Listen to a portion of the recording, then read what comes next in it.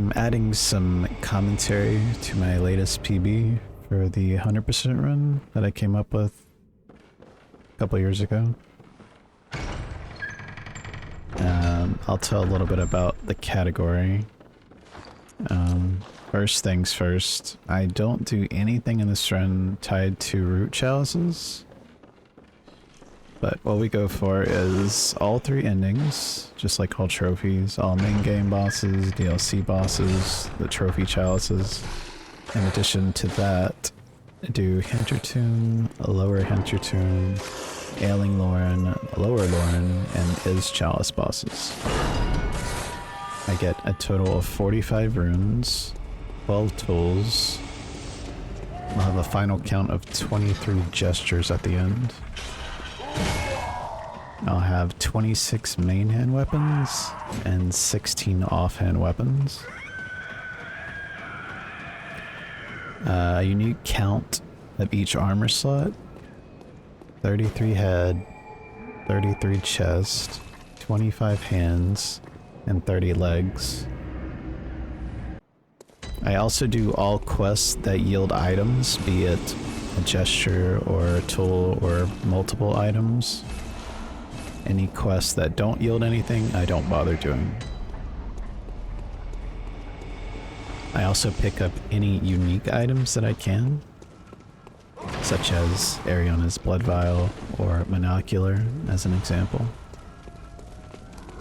A special case for this is the daughter quest for Gascoigne.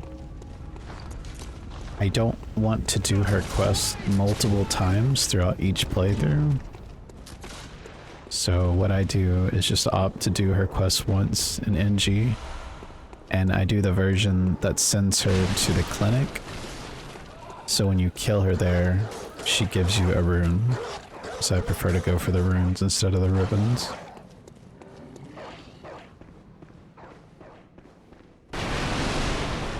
But with that out of the way, let's get into the run.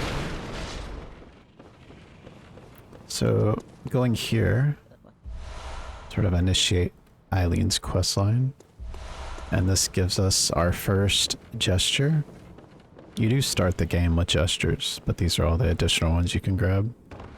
And she actually gives you 4 different gestures throughout her whole questline. So we do quite a lot with Aileen. I break those boxes by those birds there to get 2 oil urns. I don't need 2, but I just want 1 for the Gascoigne fight. And this really only works in certain glitchless runs, the strat I came up with, but I'll go over it once we get there. Now the reason I have to go this way is I need to initiate the daughter quest and also get the music box. So I'll progress her dialogue here. And then I intentionally don't skip the dialogue here, because it slows you down, because dialogue and running do not mix well in this game a lot of the time. Go here. I have to get the torch at some point, so I opt to go now, so I can go ahead and grab the 4 mollies next to it. And this staircase here can be pretty dangerous, but it looks like the RNG was okay there. And then I take off all my gear here.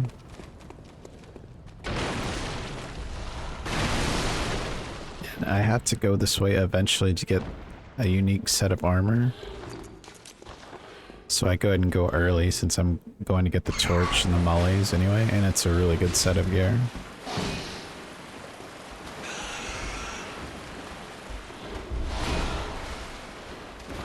So grab that there, and then fall down, head towards Gascoigne. Go ahead and slap that set on. And sort of hug the right here.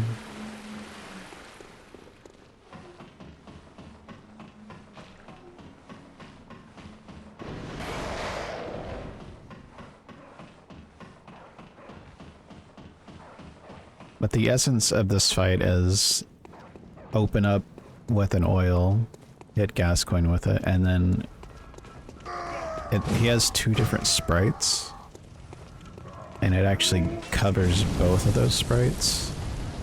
And if you do the fight fast enough, you will actually be able to utilize the oil on even his second sprite with only using one oil. So we open it there, you can see the 1 point of damage. It sometimes does 2, but that's how you know it did something. And you can see how much damage you do with the opening. Backstab Molly twice, and then react to whatever he does here. Molly, walk away a little bit for timing, turn back around Molly, and he's dead. Yeah, that's why I pick up the oil urns.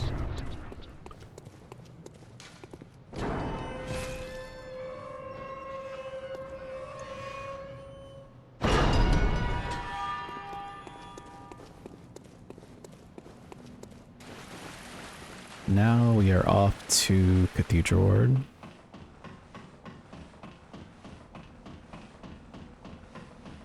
And over here in this chest is the Blood Gem Workshop tool, which you can use to put gems into your weapons. This is something that's picked up in every single speedrun.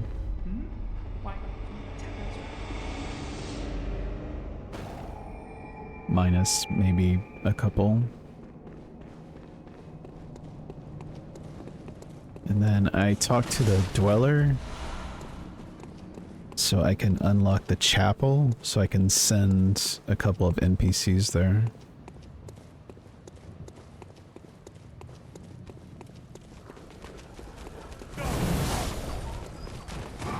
And the dog sacrificed himself there for us, so we got the good hot dog blessing.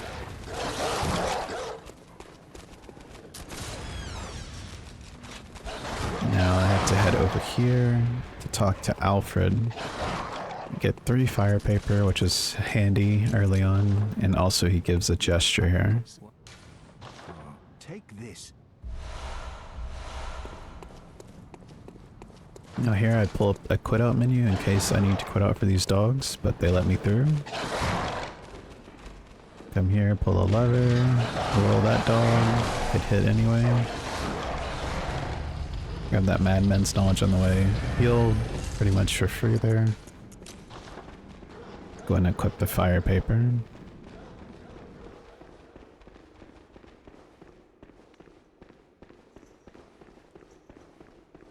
And this route is a little bit different than what I'm currently doing with newer runs, but it's not anything drastic. Just a couple of things moved around.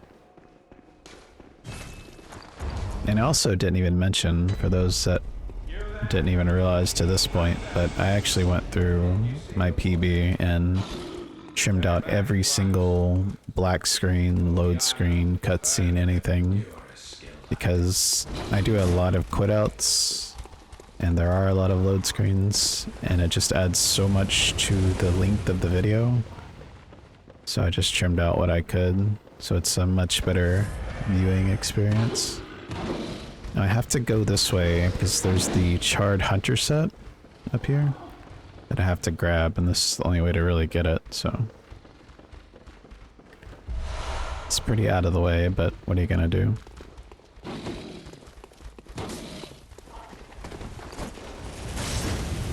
And then since my health is about half, I go ahead and take off my weapons and gear to just help with fall damage. It's not completely necessary, but it just makes me feel a lot better about it in case I miss the beam entirely, which I did. But whenever you pull up whenever you hit options the first time, that window there, like all of the stuff here, all the quick use items, your weapons, and your gear, everything you have equipped affects your fall damage. So there are moments where I take everything off just to take a bit less.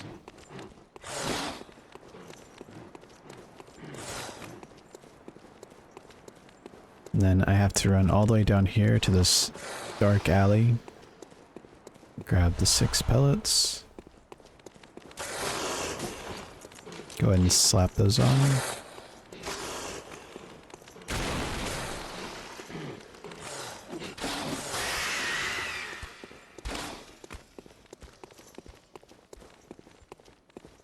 And then I do skip these bold hunter marks here, but my current routing actually grabbed those. We don't need them for this PV.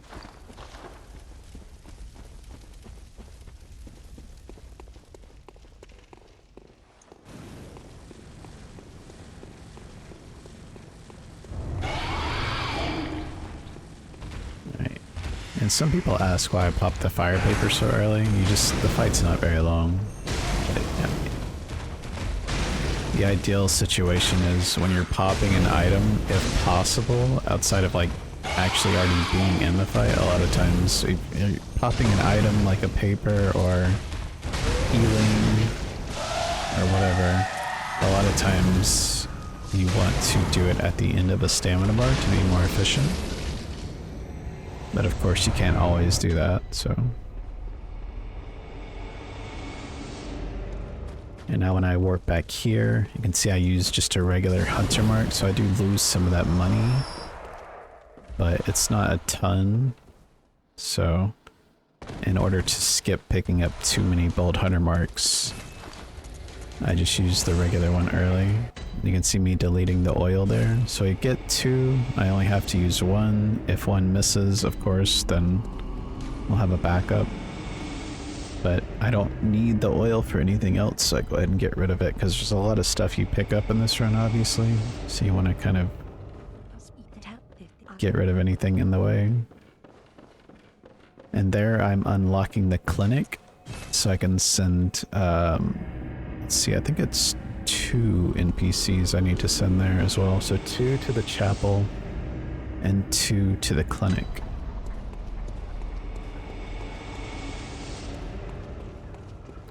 And then we're back in Central Yarnum here. I need to go talk to the daughter once more. And since I already unlocked the clinic, I can now send the daughter to that clinic. And then we'll deal with her later.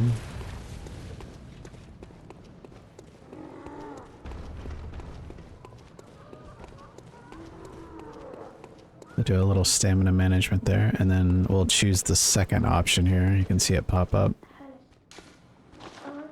right here. So Yosefka's clinic, and then I mark out, and I don't have any money anyway, so doing a regular hunter mark is fine. And now I split here.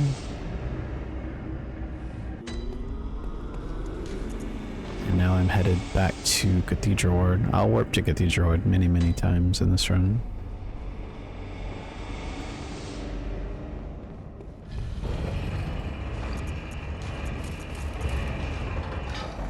Alright, so I'm going to the secret area here to get a couple of items.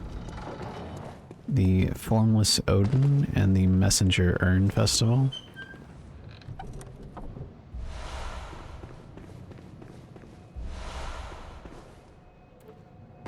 And if you're wondering why in a trophy run my trophies pop up, it's because if I haven't gotten any trophies, I'll just restart the run if I died at Gascoigne, for instance, in a trophy run. Because that's just part of the verification rules, but since this is my own category, I don't have to worry about any of that.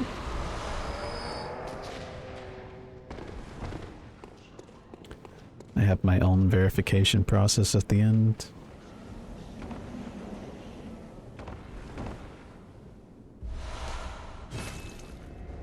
And get the messenger top hat and split. And now, since I pushed the elevator deck back down, I'm gonna go up again, push it back down once more. And there is a rune in front of me there. There's a chest where the old guy was, but I'm not very strong yet. I haven't done any level ups or weapon upgrades. So in order to one-shot him, I'm going to come back through when I go to Upper Cathedral Ward later. I went for the door grab, but I wasn't close enough. And now here, the abandoned workshop, I need to get the small hair ornament, one of the unique items. And then I'll get one of the umbilical cords. Grab the old hunter bone and then the doll set. And this is the only set in the run that I actually sell. Just because of how much it's worth. But everything else I keep. In regards to armor at least. And now I backstab this guy. And then Molly. And then R1. And that yields me one of the 45 runes. And then there's a sweaty set over here, so this is 2 pieces. And I jump about here. Go ahead and pop Madman's Knowledge. Heal up twice. You can see I have the Charred Hunter set on as well. Just to help out with the mob coming up. So I have to go all the way up here to get an item. The black messenger hat.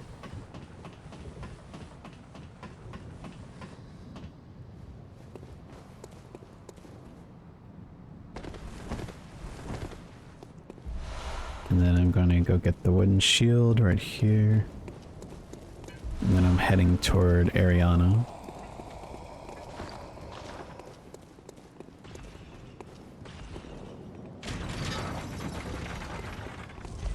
There are a ton of Madman's knowledge in this area, but I don't really need that many. So for now I'm skipping all of them. So after I pass that first mob there, that's the dangerous one, then I take off 3 pieces of gear. This allows me to easily get one shot by the snatcher, which I need to go to the jail early. And I'm going here to send Arianna to the chapel. Just to further her quest line. And I'm quitting out here to reset these 2 mobs so I can then pick up this black church set. And I just mark out. Grab her blood. And now go ahead and pop blood bullets to hurt myself so he can kill me easier. Or more easily. And that sends us to the jail, which is Yargle.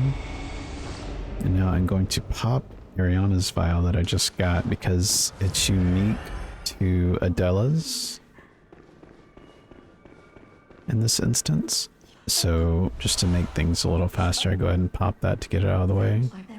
Then I have to progress her dialogue here, send her to the chapel as well, and then I mark out.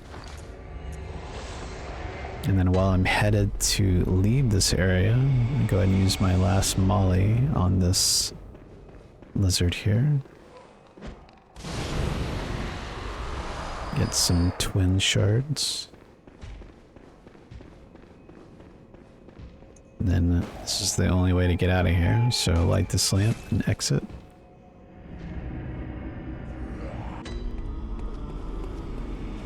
Alright, then I come here and sell the doll set, worth 35,000. And then I can buy some mollies here. I'll use the rest of that money later to level up. Give the doll the small hair ornament, which yields us the tear stone. Mostly in the interest of unique items, but I can also use that stone to put in my gun. Talk to Adela to get a gesture and also her blood. And then talk to Aileen to get a gesture and also start the Henrik section over in Gascoigne's area.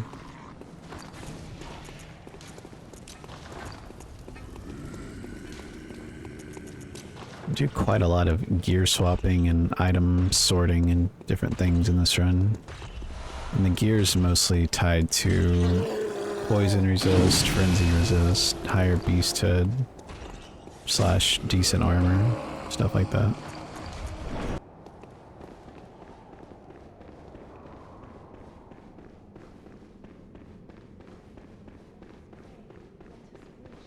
fire paper, and then check my weapon here for the speed boost. Pellet.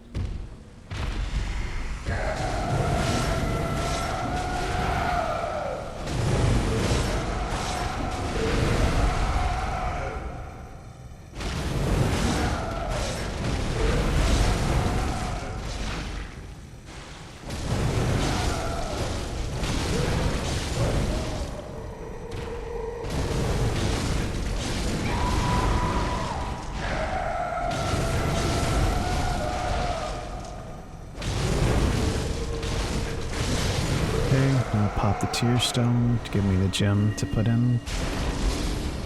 Interact with the altar here. I don't need this lamp because I can't utilize it later, so I just skip it.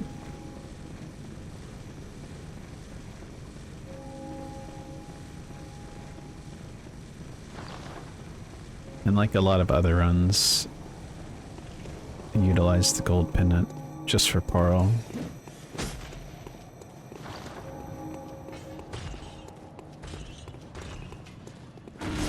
Now headed back down this way to go to the Forbidden Woods. There's a madman's there I pass, but I'll grab it later because I have to run through again later. So I like to push stuff further out so I don't have to do extra in the interest of faster resets. Alright, now we get the Alfred gem here. Skip the antidote, I don't need it.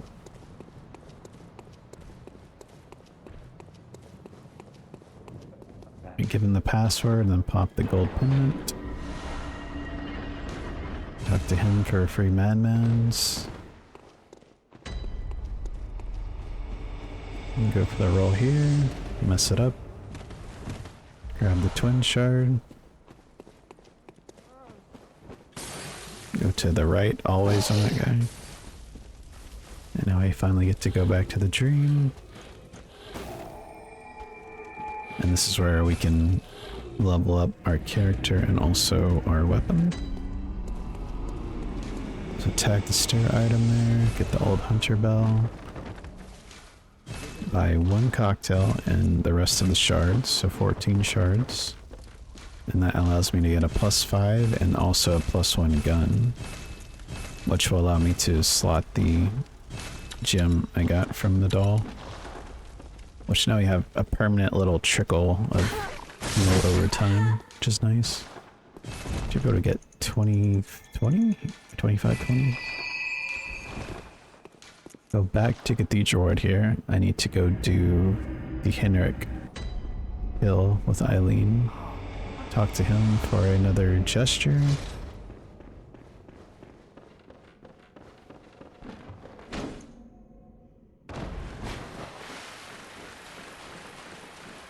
Something cool about this fight is if you quit out in this area and come back in, Ailing will already be fighting him, but it's actually faster to just do it yourself, mostly.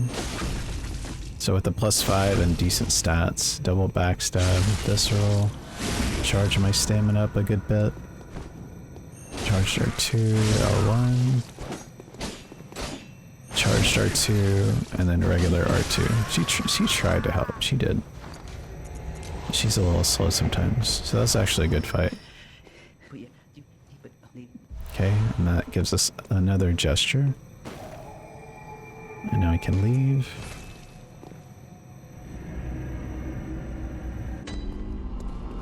Alright, get the stair item. And then head to the woods.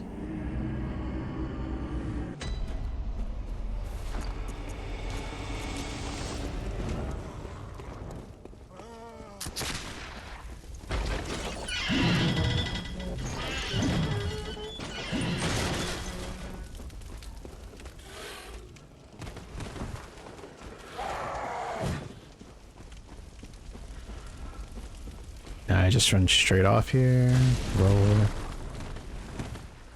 And this is a part of the run you have to run through 3 times over the course, but it's just one of those sections. If you want to do it fast, you just have to kind of hope that you don't get wrecked here. which is really lame, but it is what it is. Alright, and then I'm going to get these pellets to the left. Heal pull this guy. Get those 4 pellets.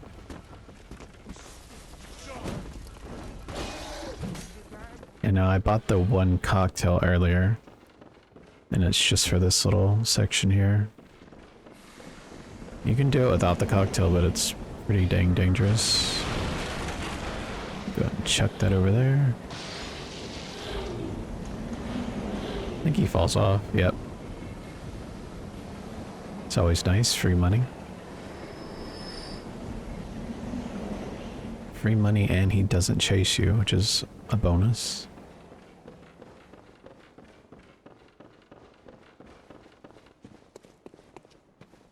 And now I can send this guy to Yosefka's clinic. Gives us free cocktails. And now before I fall down, I need to actually grab this cannon here.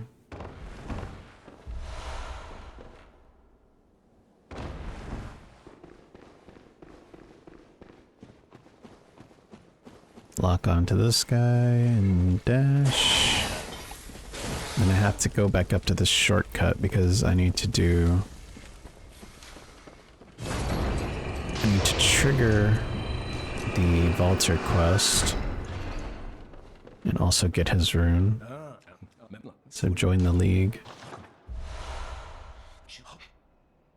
And then exhaust his dialogue to this point and I can leave. I'm gonna have to utilize this shortcut, so I go ahead and open it now, and then I'm heading through to the clinic. And because I didn't quit out, this mob's a bit more forward, so I have to run a little bit toward him to not get one shot.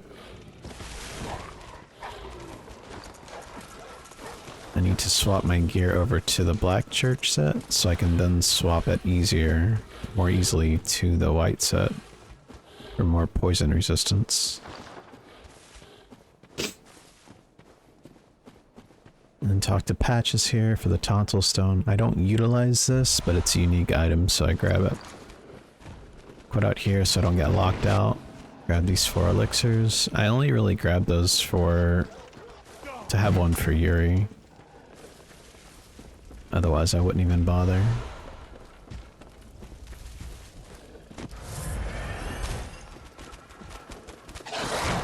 And I pop Adela's Vial here, which does a heal over time. Which is really nice.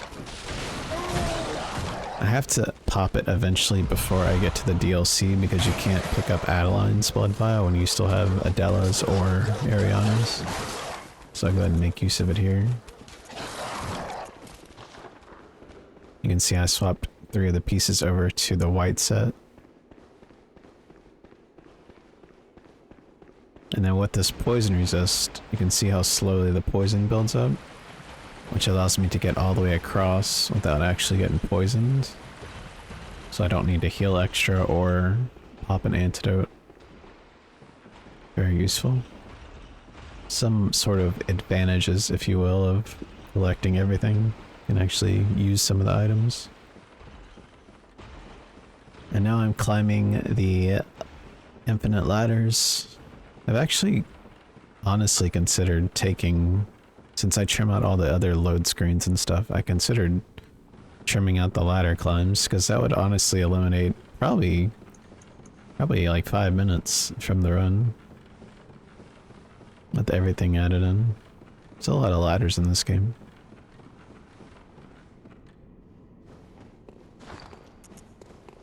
And I do want to swap to a better set for armor and beasthood now, but I don't want to do it while I'm running past enemies like that, because it can kind of encourage them. Although it can discourage them from attacking, it can also encourage them to attack. You never really fully know what's going to happen when you are changing your gear out like that. So now I'll go and swap to better gear. And this is the daughter that I sent here. So kill her while she's dying. I go ahead and go this way. Get the summons and her summons. And this is Yosefka.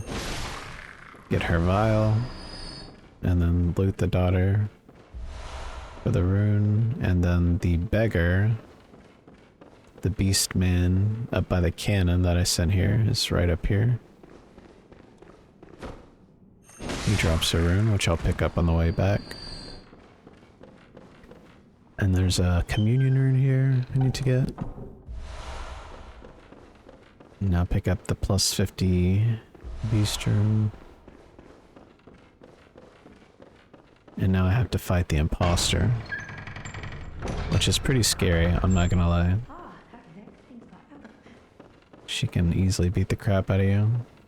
So I try and pop this pellet in this doorway roughly so she comes a little bit forward. And that way I can get her out of that little nook.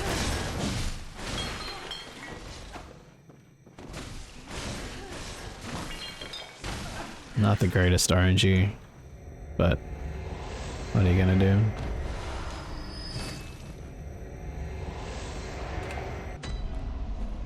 Alright, and now I had changed the route a little bit here, so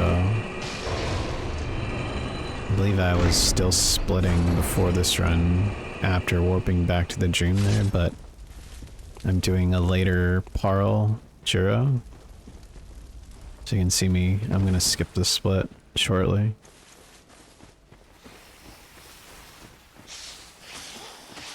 Then running, you have to go 3 different routes to the woods to get all the items here. So what I'm choosing to do is get the Graveguard set first. So I'll jump over this and grab the hood here and the other 3 pieces right here.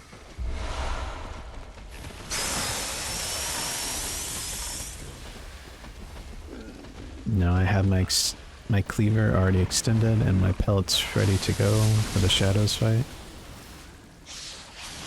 Good jump there. I go full stamina, and then the end of the stamina bar plus a little bit I heal, so I'll let it build up just a touch, then heal, and that'll get me to where I need to pop the pellet.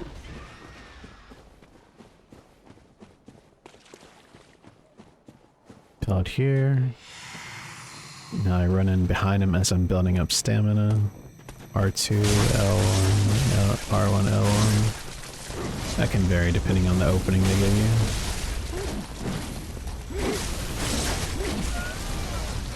Getting some nice collaterals here.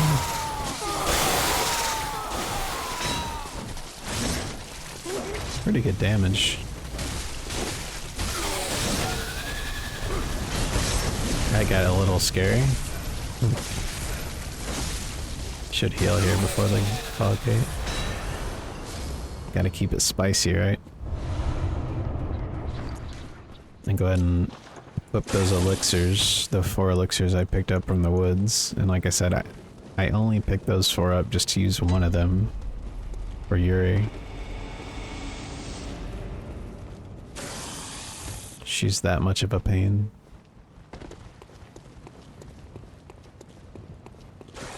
So it should be roughly the end of the stamina bar that I elixir.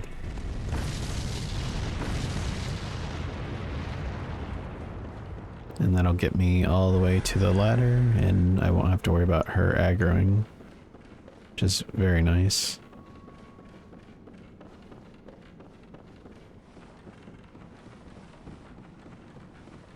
And then since it's a glitchless run, I have to come up here to get the Linarium key.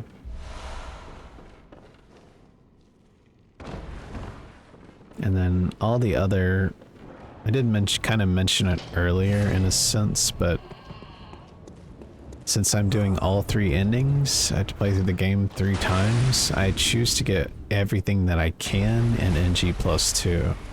So there are some items I'll get in Bergenworth in NG plus, and some I'll get in NG plus 2.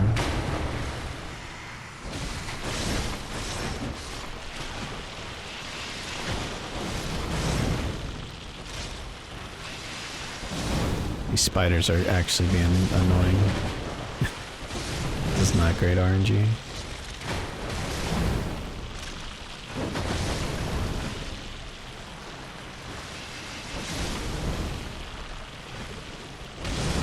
Is my opener gonna be like 8 something? Oh, I still got 965. Not bad. Get that early stagger there.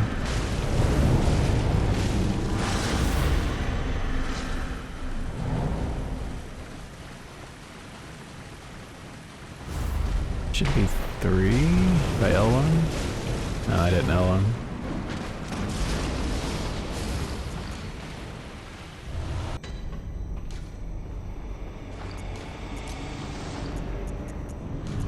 Alright, so normally I would have already done Parl and Jura, but I did some rerouting and pushed them later, so I'm going to be doing them just after this first section.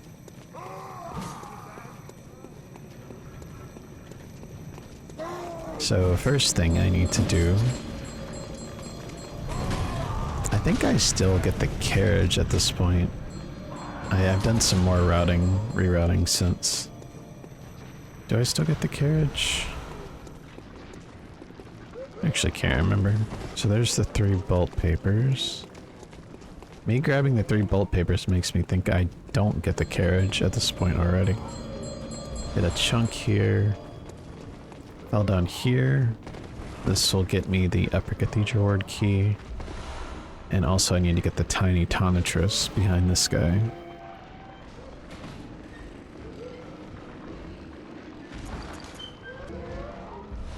And then this guy's never an issue with that quit out.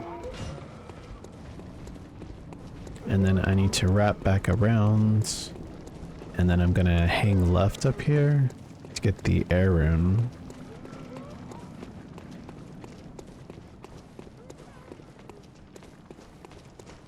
And I almost, I'd say the majority of the time do a quit out here. Because these mobs can be quite annoying. Get stuck in this doorway. Alright, so I grabbed the air rune. Now I'm coming back through here.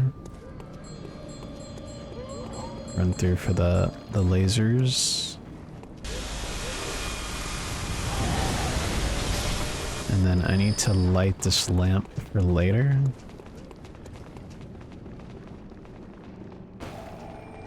Got kind of bad RNG there and have to roll. Yeah, it looks like I do kill... Yeah, I'm killing Parl and Jura now. And... Oh my god. It's interesting seeing this back. I actually forgot this happened. And I go ahead and use Yosefka's Vial here because it heals for a lot extra.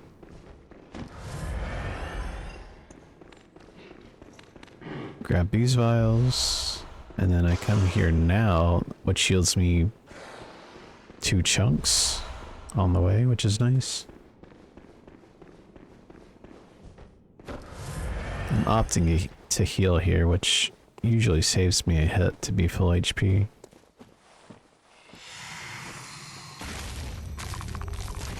Just hit 1400 something.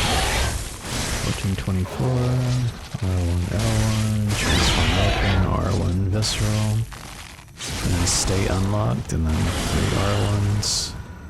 Boom, boom, boom. And a lot of doors and stuff I quit out at, but you can't really quit out at this one. Since it's a boss arena. By the time you can quit out, it's kind of too late. And now I'm heading to Jura and also pick up one of the messenger items. The Bloody Messenger Head Bandage. And there's kind of some free vials here, just off to the side. Grab those.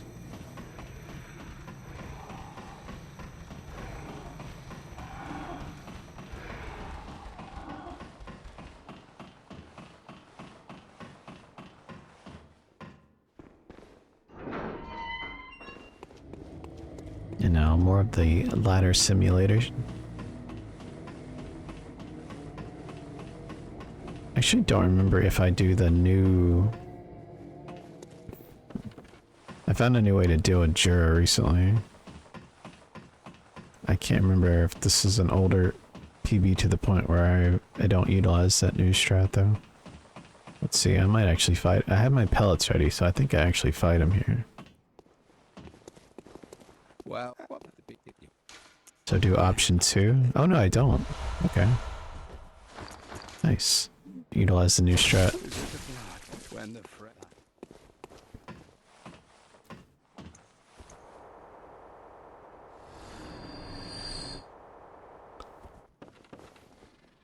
Alright, and now swap to my bold hunter marks so I can get that messenger item.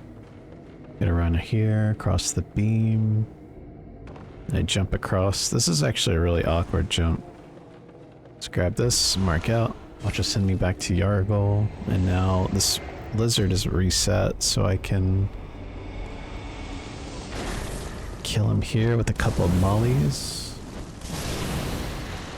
Grab a couple of chunks.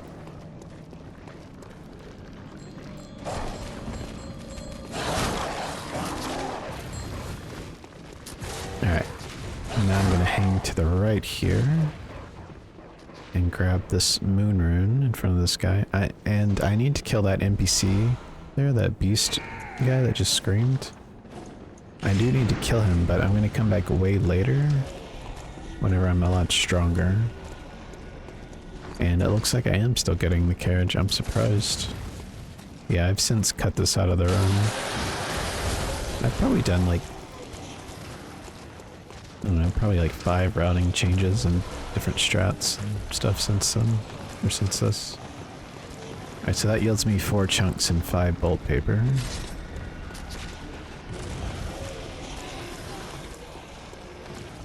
Alright, and then this is one of those things that I could probably push till later, like NG +2, but for some reason I don't trust myself to remember that pickup. So I go ahead and get it now in NG. Behind some cover for the spit here. I should gun pull here. Yeah. Or then shoot. Because the gem should top me off.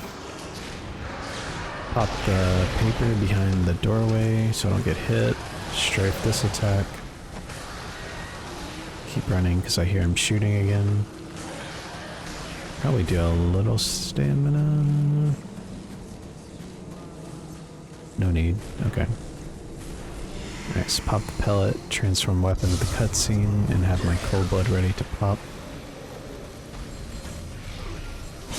Mark 2 L1s, walk to the face as I'm doing an extra attack. Probably R1 there, yeah. Try and bait the fireball away, and then I aim down to get multi-hits the best I can. This is like, as far as I know, the only fight in the entire game we can multi-hit like that.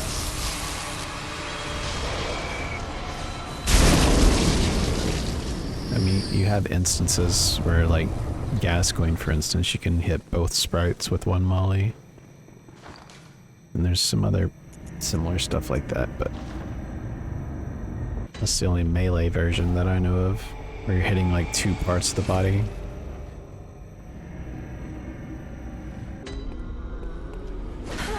Alright, 2-shot the doll to get 36 strength and 25 skill.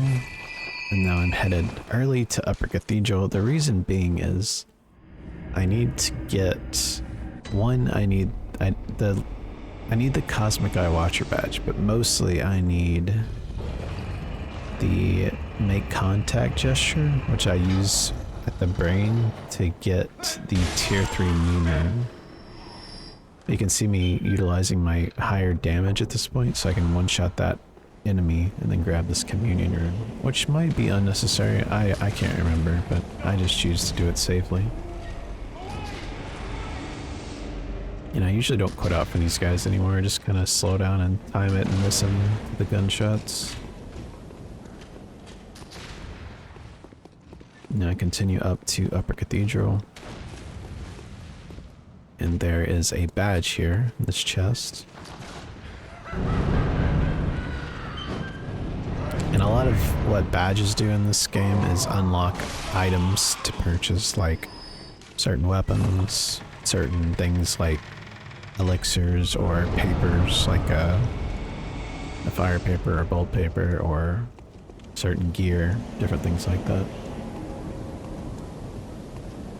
And then, so I'm coming here early, so I don't really have the damage or the resources quite yet to fight these bosses.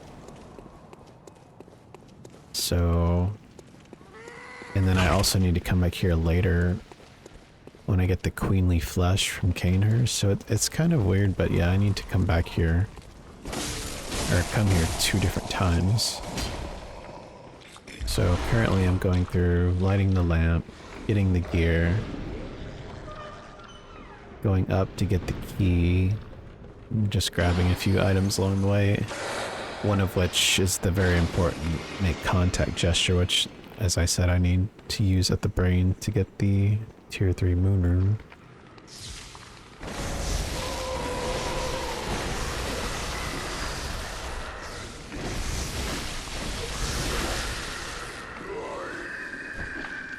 I whiffed. Man, this is horrible. It's so painful to watch stuff like that back, seeing how much time you lost. Alright, so I need the hat here. The cap. And then I just pick up the elixir along the way. I kind of view items in this run as insight, so an elixir is 2 insight. Madman's knowledge is literally 1 insight. Stuff like that. So I do go through quite a lot of insight in this run, have to do a lot of purchases. So with full health I can backstab, charge start 2, R1, dead. And this part's really scary because with the quit out, a lot of times the dog will come up the stairs here and just wreck me. Just like that. Like, way more often than not. And then here you can see I just say, screw it, I'm going for it. Don't even care to heal, I'm just running. Grab these 3 ritual blood 5s for later. So yeah, we get this shortcut here, which I can utilize later when I come through for the queenly flesh at the altar and the 2 boss fights. So that's that section done. And now since I have the Cosmic Eye Watcher badge, I'm able to buy pellets. So I buy 6 twin shards and 8 pellets. And that's all of my 20 insight gone. Now I go from a +5 to a +8. And change my beast gem over to the 18% gem from Yargul, and then we're off to the lecture hall. And now I'm headed towards Mensa's.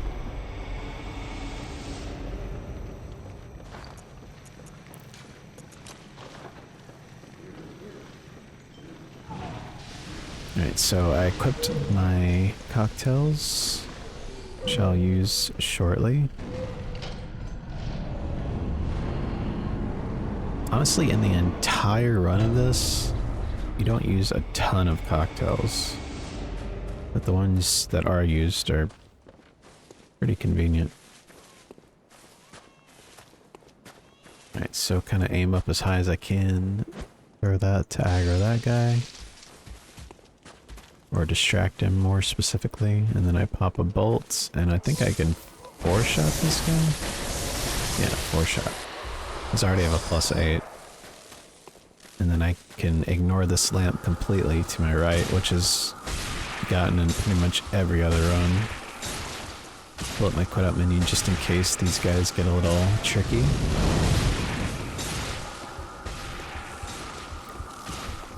And that allows me to sprint right past the last enemy, the pancake enemy I called him. So they like to pancake me. And then stamina manage just a little bit to get to the store cleanly.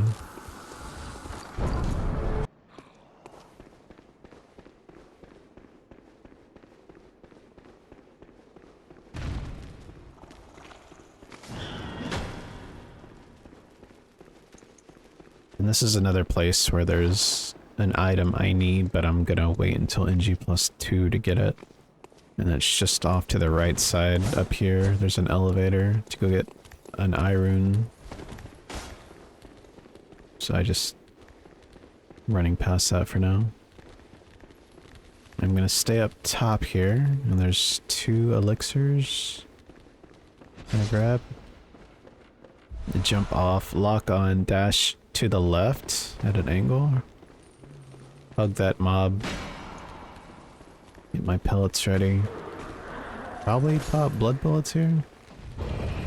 Yep.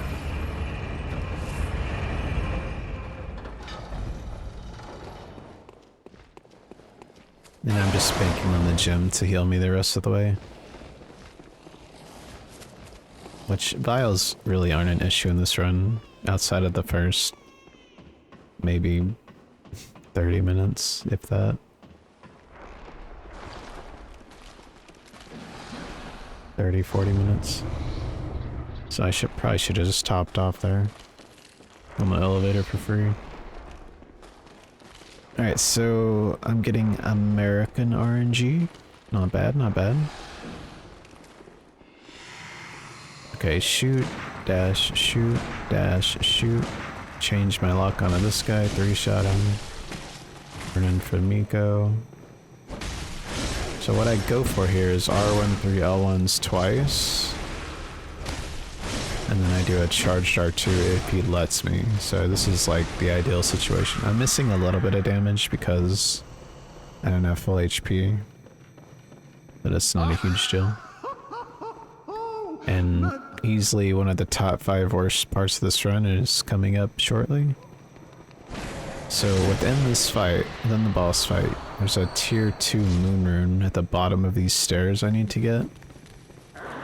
And this combination of enemies right here is so freaking annoying. I've gotten a lot better at it, but it's still horrible.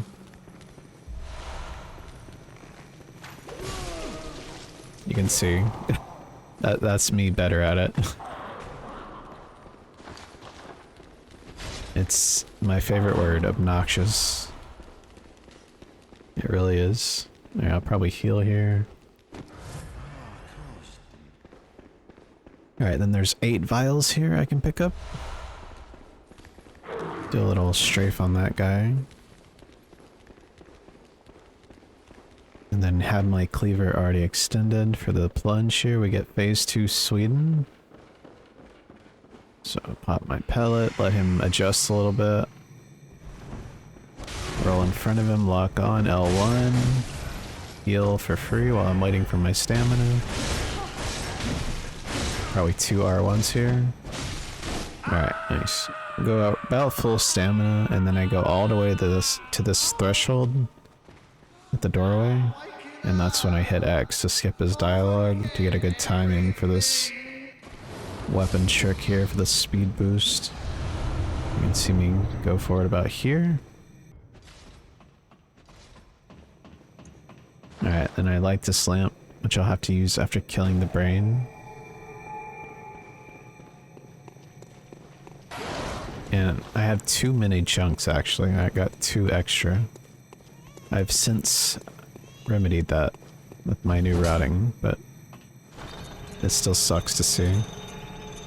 And I'm equipping the Graveguard set here, because like I was mentioning earlier, there's a lot of gear swapping for resistance, so the Graveguard set, with all the sets I currently have, is the best frenzy resistance. And if you know about this area, you know it's Frenzy City. I didn't really see a good opportunity to pop my sedative there for the frenzy. So I just held W, as it were, instead. And I'm waiting to heal here because I'm going for the heal aggro on this next enemy. Which can be really good if it works out. It's super rare, I've probably only gotten it like 5 times ever. But I healed towards the end of that bar. Yeah, I wasn't even close to getting it. Go ahead and pop the sedative there. I'd probably use this other one here if I had to guess. Yeah. And then I still have one extra to use in Nightmare Frontier later, which is actually really good. And there's a Great One's Wisdom here, which I pick up. I think I pick up 4 in this whole run. And those are worth 2 insight each. Get a free Blood Rock on the way to the brain. This NPC's in a really good spot to run past.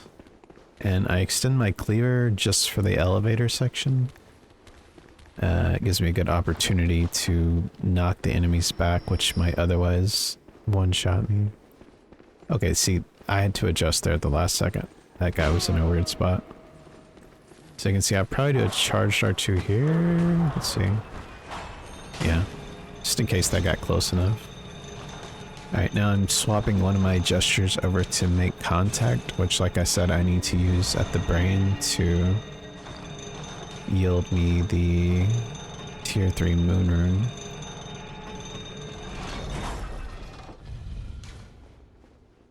And this takes about 45 seconds. You can see I popped it at 101:31. So let's see about how long it takes.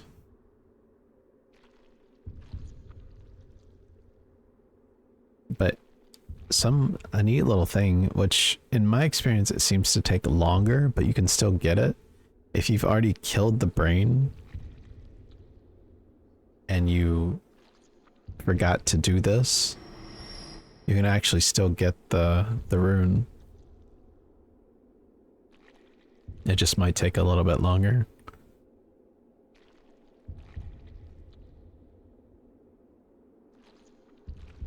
So you can see that was probably like 40, I think like 47 seconds. I think that one took. And then I still need to kill the brain as well for the living string, which is one of the chalice materials. If I'm not mistaken, I think the living string is used to make the Great Thumero Ihil, which is the Queen's Chalice.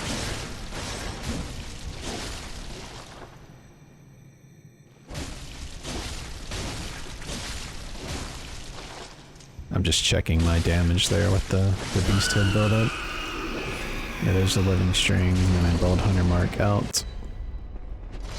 Now I have my elixirs ready to use for the pick section.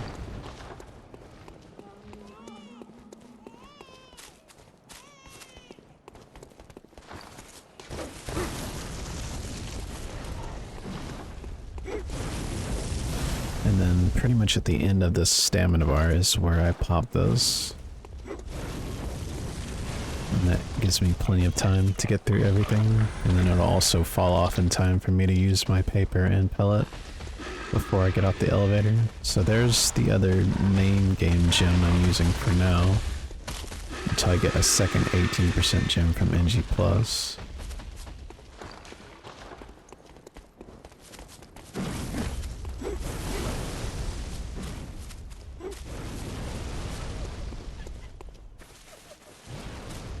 Okay, so make it all the way to the elevator. Paper, pellet, both for free while I'm still waiting on it.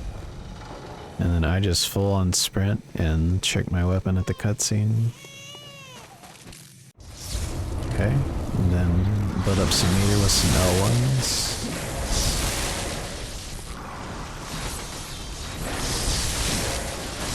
Good opener so far. I'm getting high meter, high damage.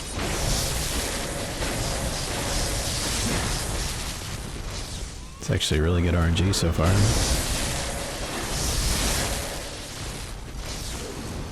So good.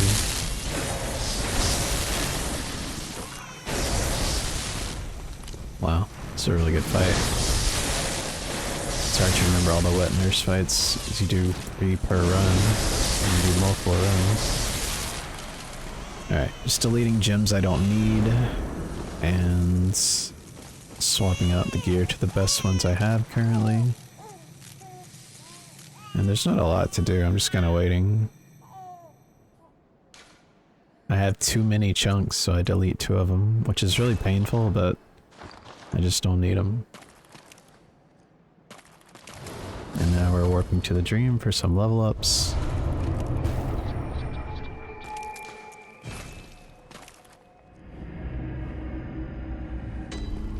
So now we're in the dream again. I was supposed to do a running R1 there. Get all the strength I can, but I need to be careful not to get too much in case you get like pig or shadow money and you won't have enough to do these levels up here. It's pretty cheap, but you still definitely want to have enough to get the plus 10. So then I put in the other 2 gems, and then we go to Cathedral Ward. And now I'm going to head to Hemwick.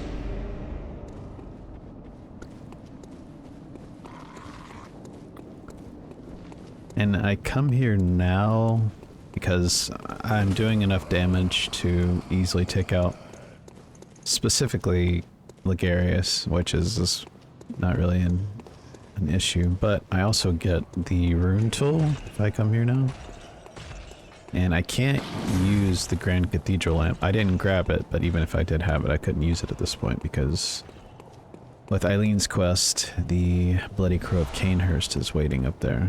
So I'm gonna wait till I get a little bit stronger to actually fight him. Pretty much one of the very last things I do at the end of this first NG cycle before going into NG+.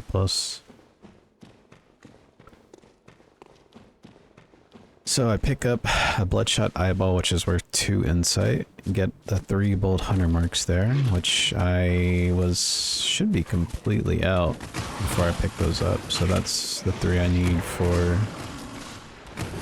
the Bloodbath split and Upper Cathedral. Yeah, 2 for Bloodbath and then 1 for Upper Cathedral bosses. So those 3 will be utilized.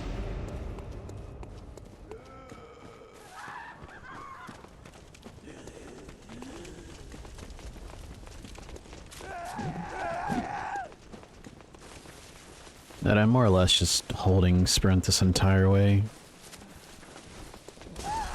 Nothing crazy. Been going to the right of this guy. And I like to just keep holding sprint and fall off about here. And the stamina works out pretty nice. So when you start climbing the ladder, your stamina starts building back up slowly as you're still holding sprint to climb faster, but I feel like you don't really want like completely depleted stamina here. One, because just in case you get hit, you can get knocked off, and also your stamina doesn't have time to accumulate entirely there. So you want a full stamina bar. Now I get my elixirs ready, run to the outside, like the outside edge there. And then I'm gonna jump here, jump at an angle. Sometimes, I'd say it's like a coin toss, sometimes they won't even aggro there. And if they do aggro, I can just sort of run off and just quit out instantly just to be right on the rune pickup. And then it's time for the witch fight. These mobs can be a little bit annoying. I've died here before, but it's pretty rare. But I think I just hold sprint here. Just kinda went for it.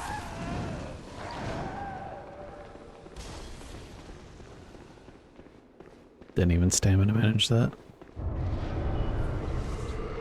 Alright, just do 5 R1s on both of them. Both. And then I try and stamina manage around the end of this bed here. Get to roughly full, just enough for 5 R1s. Then depending on if that mob does anything, I can just hold sprint. And now this is the rune workshop tool, so I can utilize runes when I get back to the dream.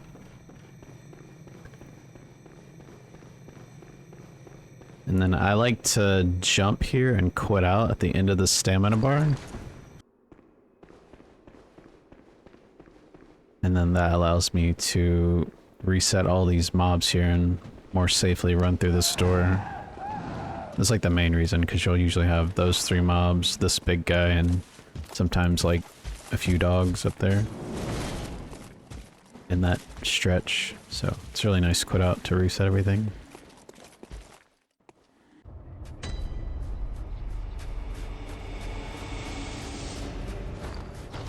And also, I already have my cord equipped on my shortcut bar. I'm going to use that in a second here because I need that popped before I do Gehrman, but I'm also going to get another cord soon, so I want to go ahead and get this one out of the way so I can pop the third one as well. So I'm just, this door takes a while to open, so I go ahead and just pop this completely for free. And there's quite a few things to grab here. First thing we're gonna get is the noble dress. It's over here in this chest on the right. You gotta be careful on this part. You kind of want to run more or less down the middle because there's an invisible mob on that right side that you can get stuck on. So there's the noble dress. Got that. Now we continue through.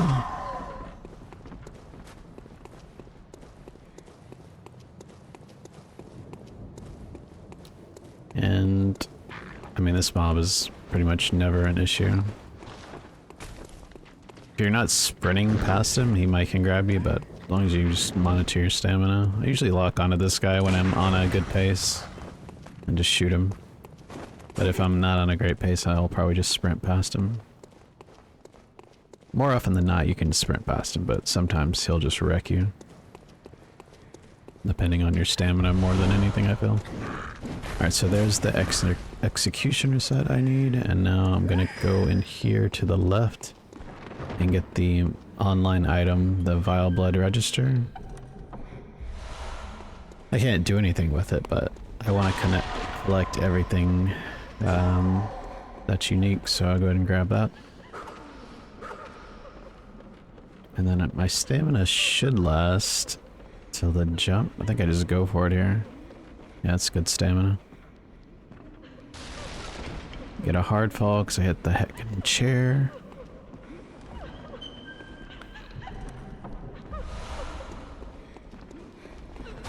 And then I haven't tested it yet, but I probably could do a running R1 to kill her. But I just do the R1, L1 on that one and the one that was guarding the dress. Now I have my cleaver extended, do a little bit of stamina management to get all the way to the lever.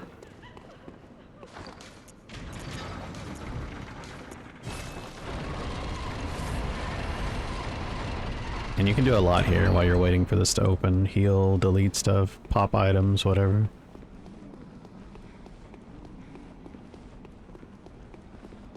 And then the last thing I need to grab is the knight's wig.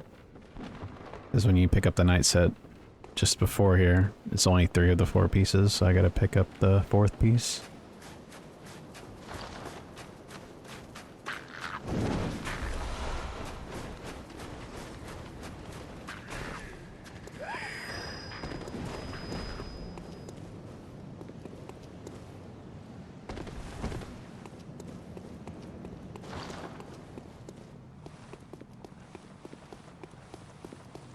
Alright, and with this damage, I'd say Ligarius is free if he cooperates. It's a very easy strat, it's just sometimes he gets a little troll and you gotta be careful.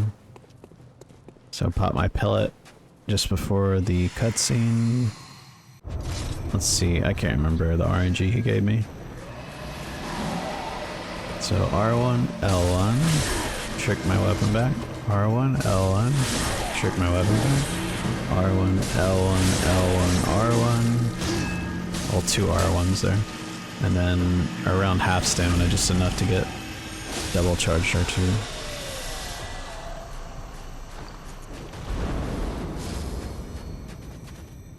Keep holding sprint, grab the crown so I can get to the secret area. Obviously I need the item too for the head slot piece, the unique items. And then immediately swap back to a normal helmet, normal hat.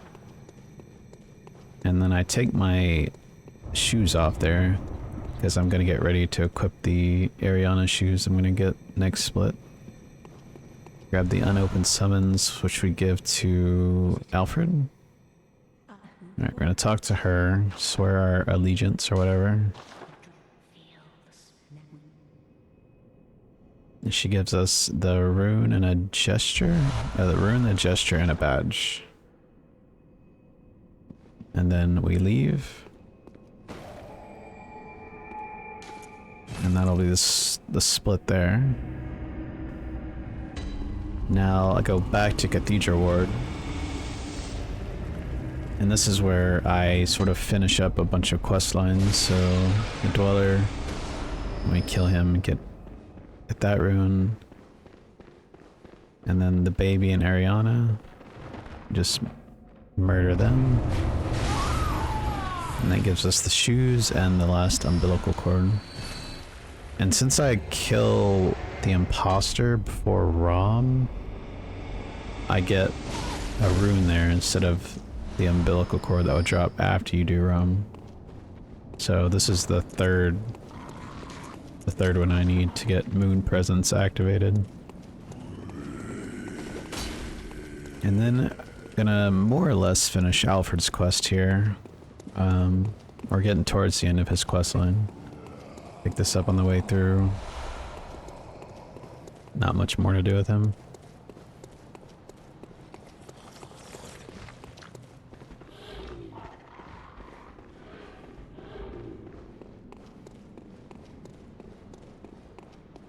Alright, so give him the unopened summons. Get the badge and a gesture, and then mark out. And then I swap to my cord, so that way while I'm waiting to get grabbed here, I can pop those. So pop that, pick up the gear, and then equip the shoes and change out the hunter chest. It's slightly better. And now we're at the DLC, but I'm not gonna quite do it yet. Still need to wrap up a couple other things real fast.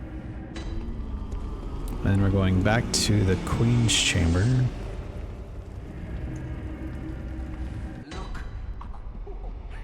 To get the Queenly Flesh, which I'll offer to the altar in Upper Cathedral. Talk to Alfred to get the gesture, and then we leave. And now it's back to Upper Cathedral, which I already have the shortcut lamp for. So this is for both bosses now, and also I can offer the Queenly Flesh to the altar. And I need to pick up the Call Beyond. So grab this rune here. You saw I popped my pellet really early. As in a normal, like, all bosses run, for example, I'm going to be popping my pellet before I even open that door in the sort of the middle area.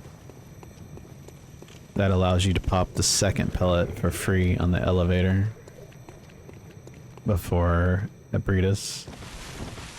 So bolt about that flower there, and I'm doing the YOLO it seems. R1 L1.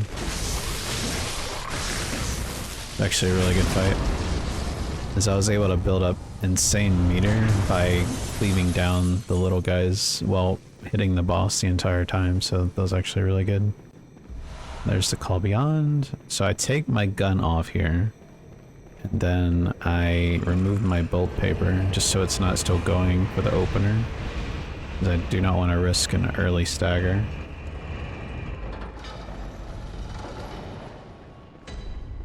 So I get just to the left of the item box, or just at the left of the item box, is where I punch.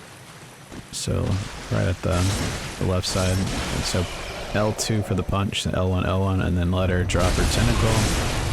R1 L1 L1. Trick my weapon back. 4 R1s.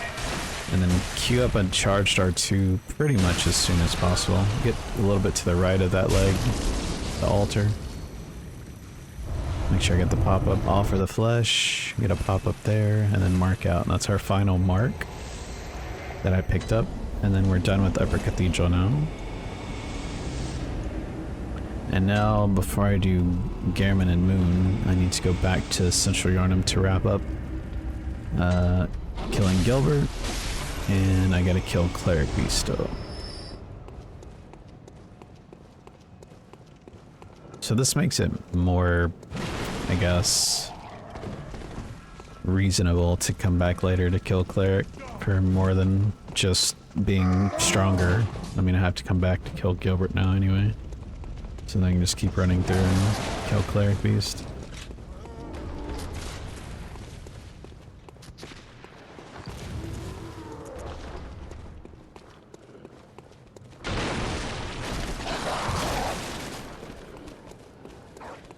And then get half stamina about this spot, just to make it to this door. Because I don't want to build up full stamina here as I'm sprinting through. Makes this part just a lot cleaner. I don't have to slow down for this group of mobs right here.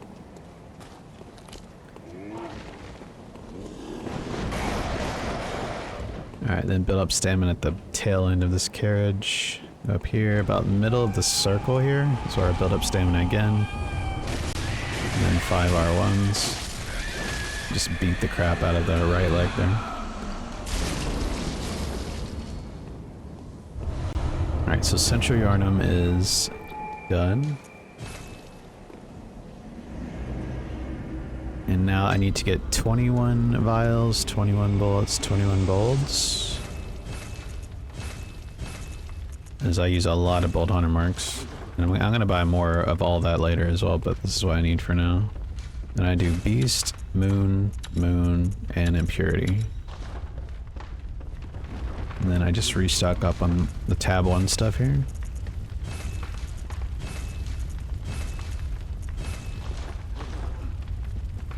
And I need to re-equip my bolds. So I ran out, so I had to buy more, so I have to re-equip them. And we get a good bit of meter buildup early from dumping all the insight there. So shoot him, pellet instantly. It's kind of an okay opener there. Nice charged R2 here, just some chunky damage. Okay, this fight's actually really good. Not gonna die, but he's got 2 hits left. Yeah, it's a really good fight. You can keep hitting him to build up meter. And then take the paper off and re-pop it just in case. Right, let's see what this opener is. It's a good opener.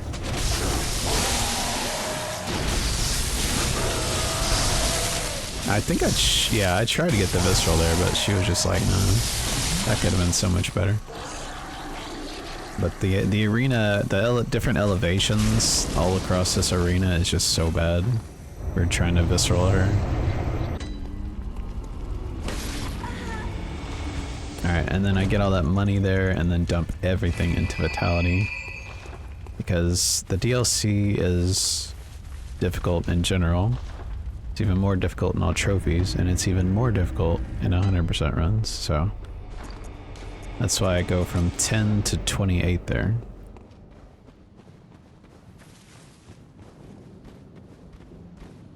Alright, and at the end of the second stamina bar is where I pop my elixir. Let's see if I do the new route here. I can't remember. So grab this item here, open the shortcut to utilize later. Because I have to come back through, pick up a few more items, and also kill Lawrence at the very end of the DLC. I think I do... Yeah, so I'm gonna pick up that other item later, because I think it's faster. That way, as I'm moving backwards to get it, I'm also moving backwards to get the beast cutter as well.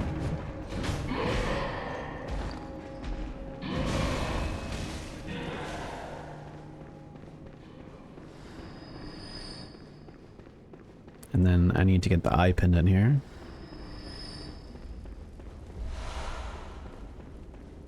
It's kind of a shame you just can't run in and fight Lawrence right then and there.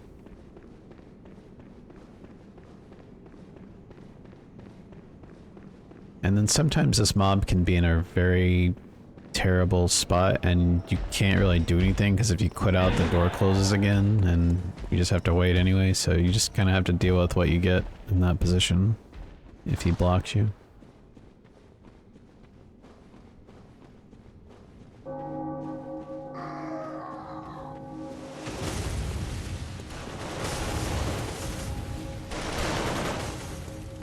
And then roughly running down this hill, or just the bottom, is where I pop an elixir. I use a lot of elixirs in the DLC. I think 12. It's kind of insane. I'm gonna pick up this hat here.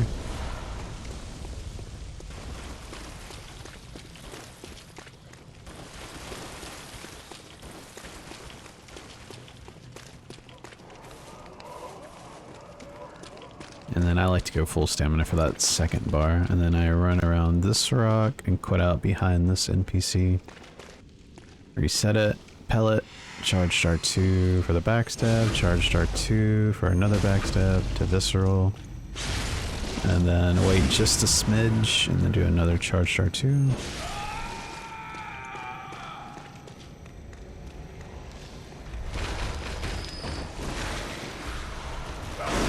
And then I get the amygdalin arm, get smacked.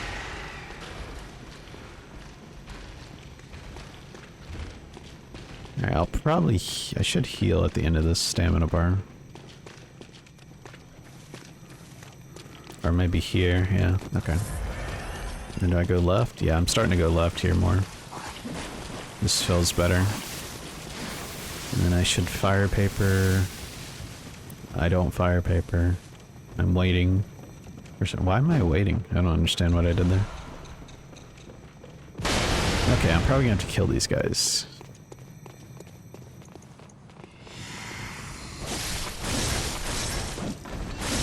Alright, well I get a bunch of meter for this guy at least.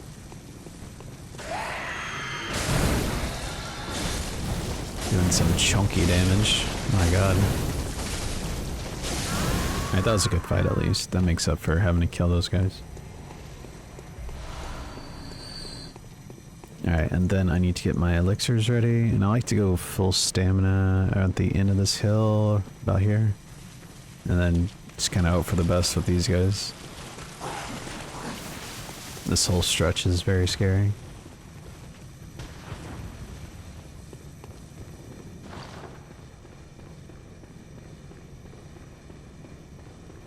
And talk to Simon to initiate his quest line. Exhaust that dialogue to the end and then run away. And then I need to go up this hill to get the constable gloves. Just part of Walter's set.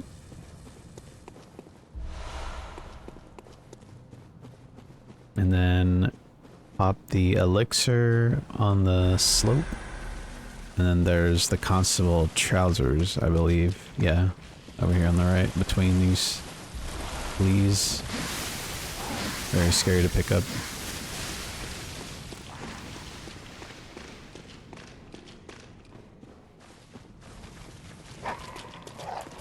And then go full stamina at the turn here.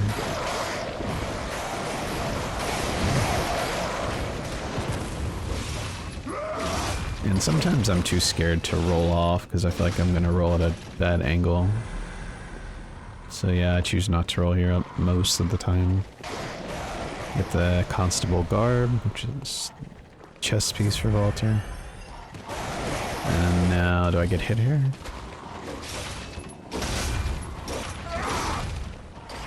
Nice. That's pretty lucky.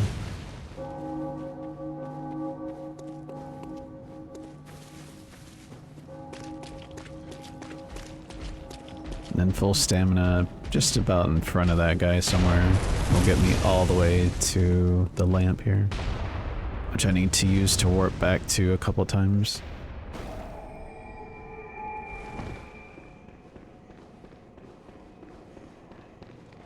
I could probably change this up, but I need to time how it works out. I could probably go through and get the scythe, for instance, earlier. So I don't have to come all the way back here. But this is a pretty comfortable way to do it, so I'm just sticking with it for now.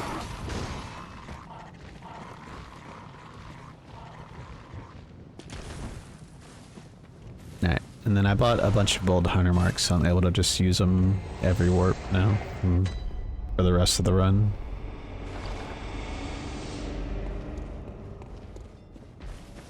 And then I still need to backtrack a little bit here because I need to get the... That's scary. The butcher set. Alright, and now I need to get a vermin. So in order to get a vermin, well, one of the ways to get a vermin is to summon Cooperator during one of these boss fights. So I'm choosing to do it on Ludwig. in regards to speedrunning, all it does is make the fight harder.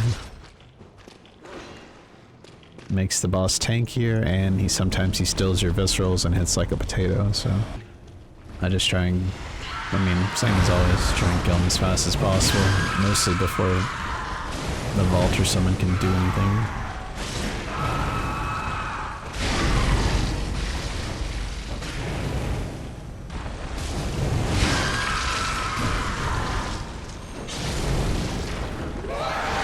Alright, that got a little hairy. Give me a good opener there. But I gotta beat Valter to the visceral here. And actually do some real damage. Alright. Now I hit the head, and while he's dying, I come and light this lamp to use later. And then I grab the Holy Moonlight Sword.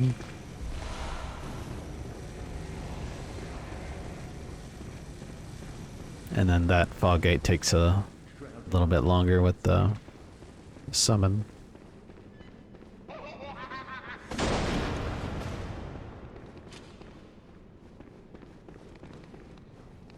And then roughly fullish stamina at the top of those stairs there to get through here, just right to bypass Amelia and light this lamp. And then with my new routing, I'm actually able to pop an elixir here, but I hadn't implemented it yet with this particular PB, so I just do a quit out here at the top of the stairs.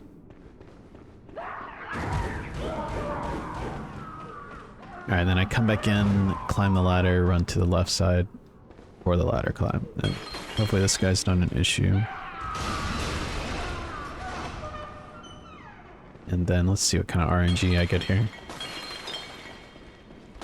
Just knock them once out of the way, and since they didn't go up the stairs at all, and even if they do go up the stairs a little bit, it's fine, but if they go too far up, then they aggro the gun guy early, and he shoots you, basically, so them not going up the stairs at all is really good, so you can just run straight through without having to shoot him to interrupt his damage. Right, then I go for a rat skip here. And so the rat like never detects you landing, and so his AI just kind of breaks more often than not there. And then I swap to my elixir to get that ready. I have to run this way first because I need to kill this thing here to get the brain fluid, and I need 3 brain fluids for Adeline's quest, so that's 1. And then do a plunge on the crow and loot it to get the guidance room. And then I usually run this way now, land on the railing, which is really nice. And then I run all the way down just to get the enlarged head.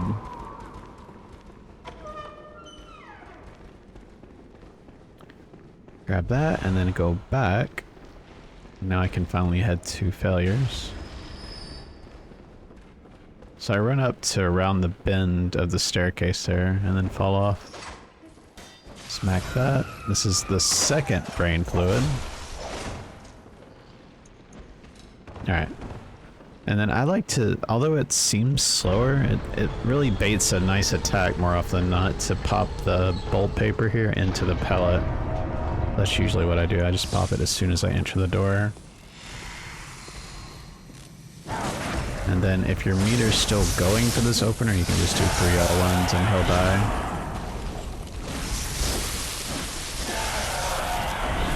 Pop blood bullets for free, because why not? I have to heal anyway.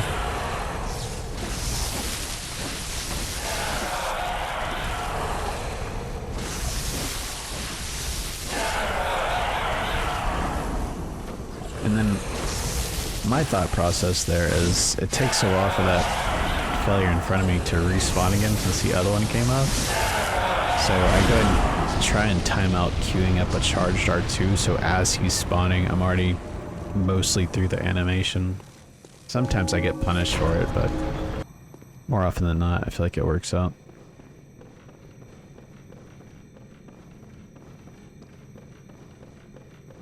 Alright, skip our cutscene, instantly pellet. She does the dash in, that's okay. Oh, we do 2 Ellens. Okay, react to that.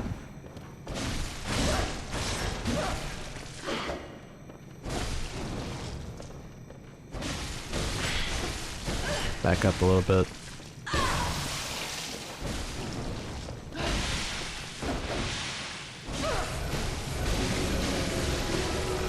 I could have killed her there. It would have been tight though. It would have been really tight.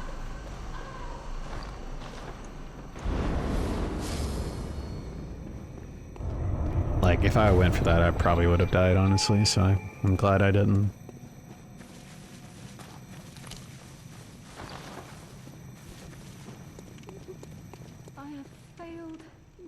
And I have to backtrack, since this is glitchless, I have to backtrack to get the lock shield, but I could get the key earlier.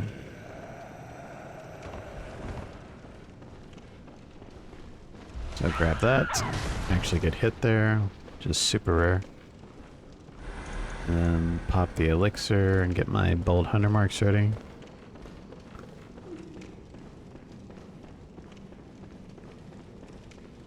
And then this is the key. Mark out back to the lamp I just lit after Maria. And now I need to do the milkweed rune quest, which is Adeline's. So now I got a research hall. And this quest requires a lot of resetting the area, be it dying, marking out, or quit outs. So give her the blood, and then I'm gonna go this way to go get another set of gear. And also, along the way, I'm gonna grab the 6 pellets. So I pop the elixir for free while I'm waiting on the elevator. Grab these pellets here. And then I just kind of hug the right side to not aggro anybody. Pick up the decorative old hunter gear. Then mark out, and then I gotta go back and talk to Adeline again. And when she gives me her blood, I need to reset the area. So I quit out, and then I quit out again, and then I talk to her.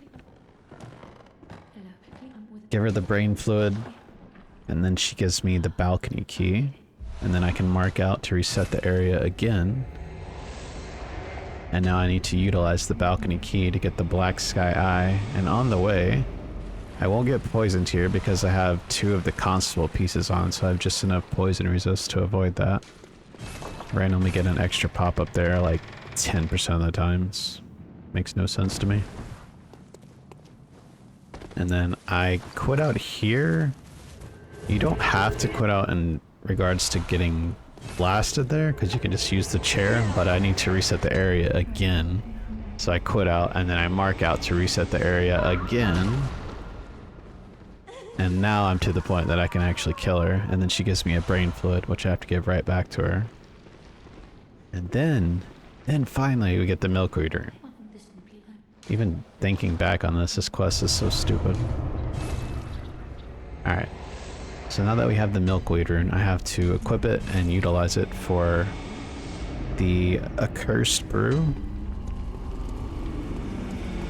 This is another one of the extra tools. So put the milkweed rune in, and then go to the bottom warp, Lumenwood Garden.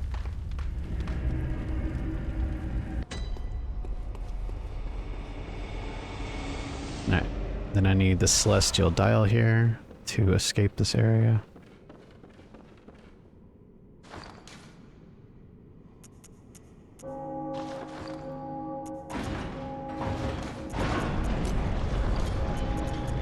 And then I need to pop the vermin, which is tied to Valter's quest later. So I'll go ahead and get that out of the way while I'm waiting.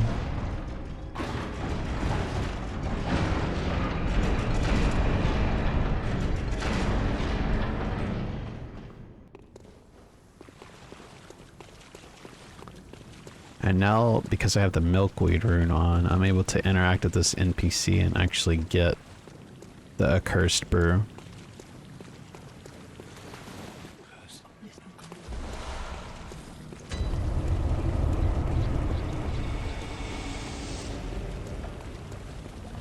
And then at the end of the stamina bar there, pop the elixir.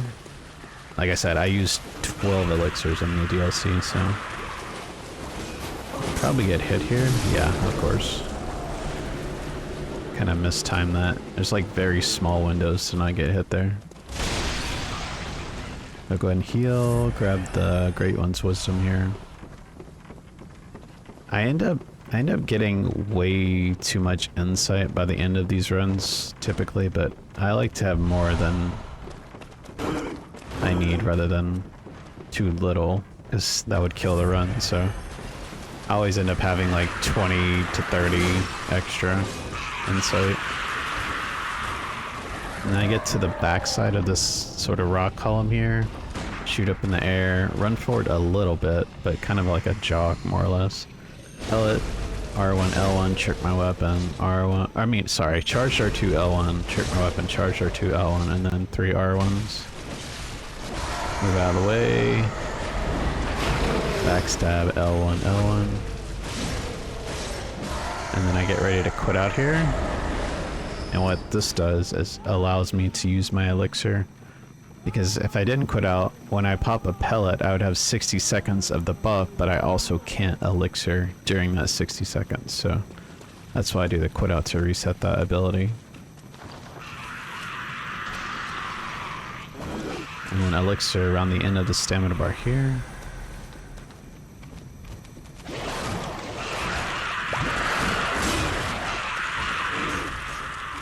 And now we can kill Simon here to get his bow blade and I believe the key? Underground cell key? Yeah. Alright. And now I believe I'm gonna swap out my runes here to 2 air runes and take off the milkweed rune and put on something. Impurity. Alright, now off to underground corpse pile. First thing I need to do here is open up Yamamura's cell and kill him to get his set of gear. There are ways to kill him without opening the cell, but this is glitchless, so I'm not doing that. Get about half stamina here to make it all the way to the bottom, and then I need to shoot Brador to try and kill him as soon as possible. So he's dying and just waiting here to pick up the bloodletter. And now with killing him there, then he has all 4 pieces of his gear that are just dropped around the DLC. Most of them in Fishing Hamlet. And then I pull up the quit out menu as I'm running around here. If that NPC aggroes, then I'll be ready to quit out instantly.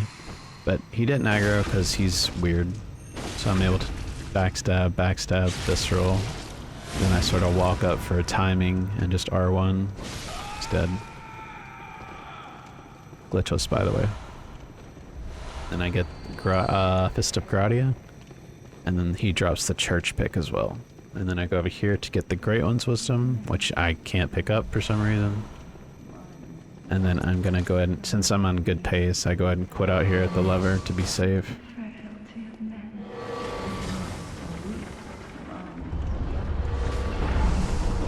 And then I just hide around the back there, grab Lawrence's skull, and I need to get the church cannon. And then mark out.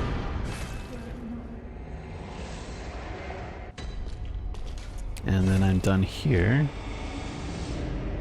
Now it's time to go to Fishing Hamlet, which is the bottom warp.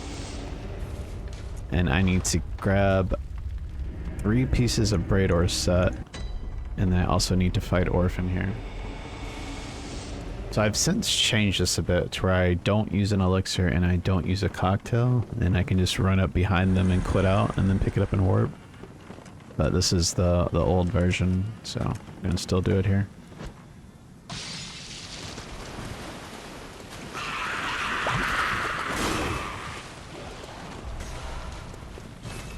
So that went well. Alright, so there's the chest piece. I got the helmet, or the hat already, the Braider's Testimony. And then I believe these are the gloves? Yeah, bloodied armbands.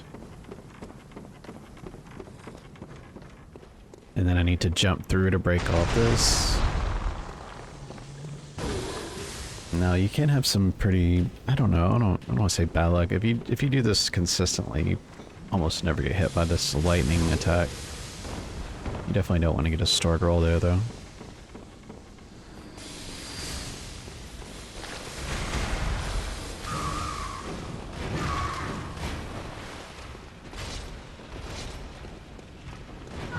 And then the final piece of Braidor set, the bloodied trousers.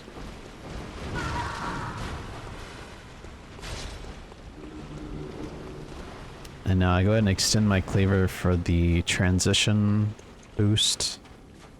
I don't know what the deal is. I can't pick up Great One's Wisdoms today. Or in this run, I guess.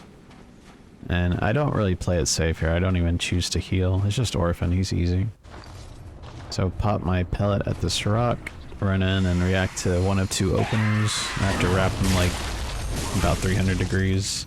Backstab him, and then R1, L1. Lock on backstep, parry, R1, R1 because I need stamina, parry, R1, L1, backstep, parry, trick my weapon, R1, L1, backstep, parry, trick my weapon, R1, L1, backstep, parry. I'll probably do R1s now. Nope, maybe this time? Maybe not. I'm just going for it. Alright, and then I need to visceral kill him because with the 2 air runes on, I'm able to get extra money. Little exploit there.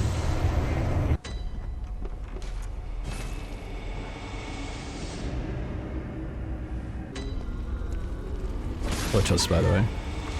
And now I use all that money to get 45 vit and anywhere between 17 and maybe 19 endurance. And now the last step for the DLC. Come back here and collect a few more items. This is my final elixir. So end of the stamina, I pop this and I'm gonna slope down here, grab this, and then that shortcut I opened earlier I'm able to utilize because I have to come get this piece anyway. So now I can just use the shortcut here, go straight through. And then behind the beast guys up by the boulder, I'm gonna go up here and then backtrack to get this set piece here. Drop on this guy, roll out. And then I'm gonna get the beast cutter and then run up this way. Alright, I have my paper ready for Lawrence. None of those guys hit me somehow, which is great.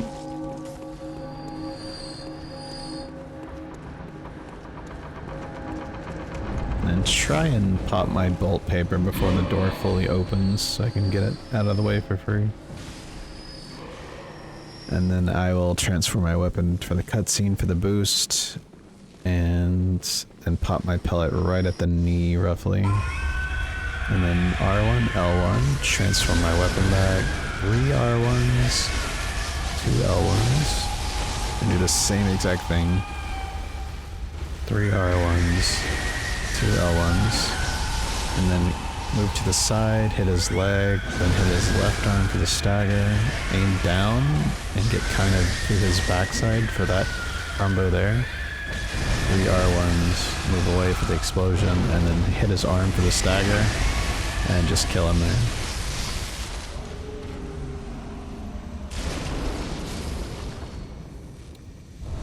And the DLC is done. Alright, now it's just all the sort of cleanup stuff I need to do at the end of the NG cycle before I move to NG+. So pretty good DLC. Save some time there.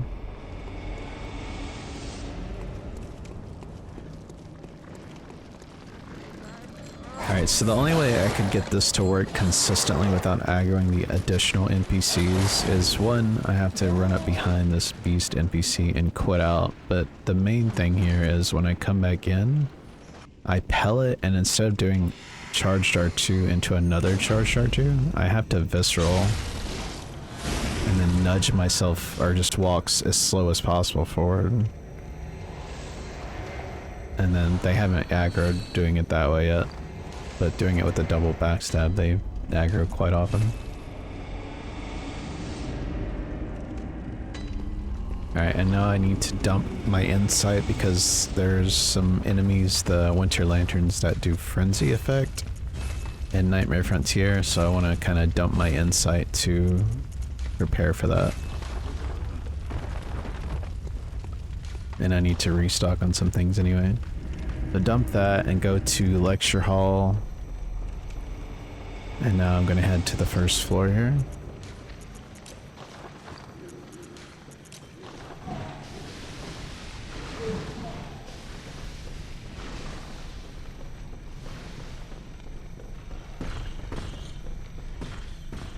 Alright, and then I shoot Patches to skip his first dialogue and get him out the door.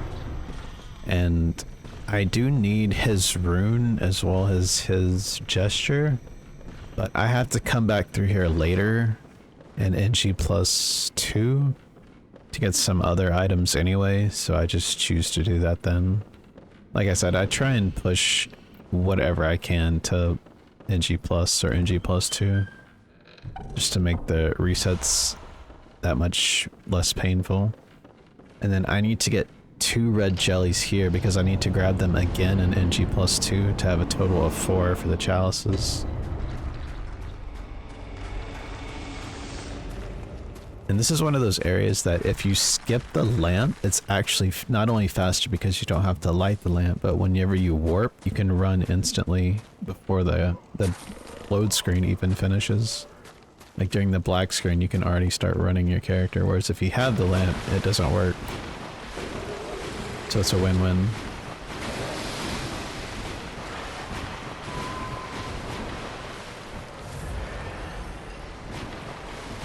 You can get really, really unlucky with these guys and you just can't make it past them without killing them, but I feel like most of the time it works out nicely.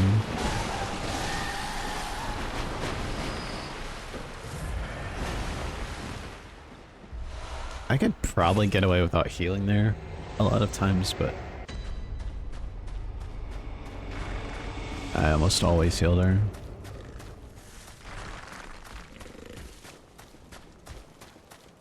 Alright, Nightmare Frontier has never been one of my favorite areas, but especially adding in all of these items I need to grab, mostly a bunch of runes, it makes it so much worse, because you have to really explore this place to get everything. Because I just got the Messenger's Gift back there. That's a tool, and now here's a rune here. And then I have to go through the Poison Lake here. And go up this way and to the left to get another rune. So I'm doing constant healing, constant elixirs. It's just a terrible place. Alright, so go up here and get this rune.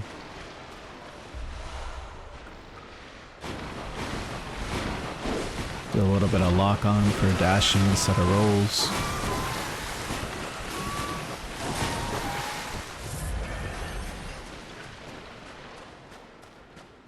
And now this enemy, I was trying to do like a dash, or wait, what was I doing? I think I was doing like double attacks.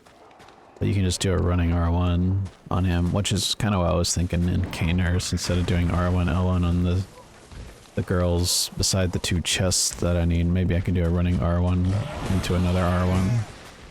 It might do enough damage, me a little faster. Then there's a shortcut here if it's your first playthrough. Straight ahead there's a gravestone there you can run on top of to lower it. Alright, so I need to go down first. But there's a rune down this way, the opposite way. Grab this and then go back up. And I need to grab another rune at the top here. So there's a lizard here that can get in your way. So I go up here to fall off. Grab that rune. And start doing some rolling. Through all the poison. There's a madman's knowledge here I grab. So I need a lot of those. And then end of stamina bar, I'm probably gonna heal here. If he gets stuck on the enemy when he jumps like that, he can probably just one-shot you.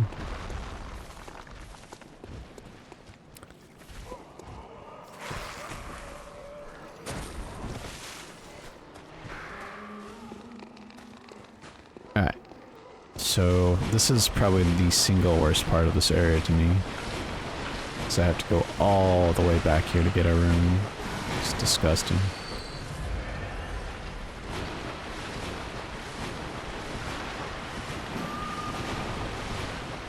So I elixir here at the end of the stamina bar.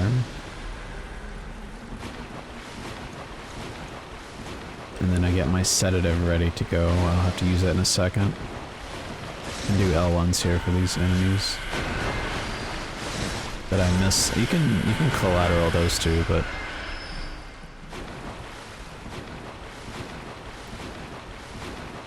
I didn't quite get the spot there.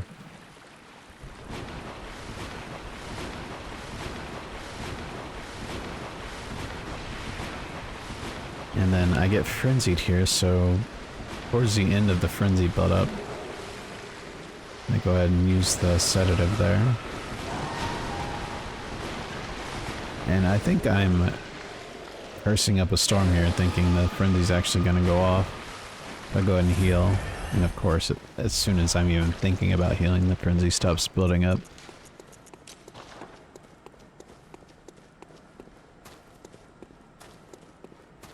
Alright, and then there's a little spot on the ground there. I pellet and then I let go of sprint, get to the back of her hand, charged R2, charged R2, visceral. The reason I do this kill is because I can get a little bit extra money with the 2 air runes I still have on. It's not a big deal though. Not that much more. This amygdala's not worth a ton. I think she's normally worth like 21? Wait, no, not 21. I actually can't remember. Maybe she's worth a decent amount. Alright, get the League Staff, the League Oath, and then do a charged R2. I don't know why I hit him from the back, that just makes it slower. So he trolls here, probably wastes like 4 or 5 seconds. And then I need to push this elevator back up so I can utilize it to kill the other NPC as well. So do the same thing, kite this enemy to the elevator, let him get relatively close, and then trigger the elevator. Okay, then go down. I'm just trying to swap out some more of the night gear. And then as soon as you see the illumination here, you can mark out. You'll get the whistle just before. Alright, so I lost some time there and I don't really know what I could have done. Right now I can... I feel like the Alfred's quest is done. I just need to go loot him now. So I swap out some runes there. Go to Corruption. Go back to Cathedral Ward. So I need to go back to Alfred's original spawn point to actually get the Radiance rune, which increases your healing from vials, which is kind of nice, but you also get Eileen's rune, which is way better to me. There's a 6% stamina regen increase. I couldn't find the night set, the other piece. So the reason I put on the night set here is because I'm about to fight the Bloody Crow and he loves to use his gun. So my thinking was I want to up my blood tinge resist as much as possible, because if I do get hit by his gun, it's going to do a bit less damage. So that's why I equipped the knight set there. So I loot Alfred, so his quests and everything is officially wrapped up. And now I'm headed up to Ailing, and then to fight the Bloody Crow of Cainhurst.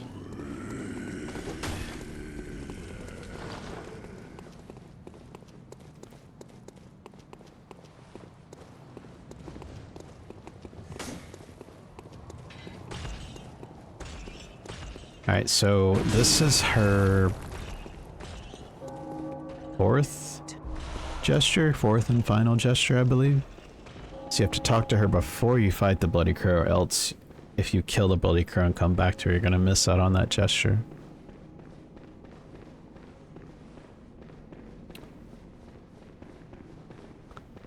So the ideal situation is to get him all the way down the stairs and have his AI derp out, but he can't consistently do that if you're trying to do it fast.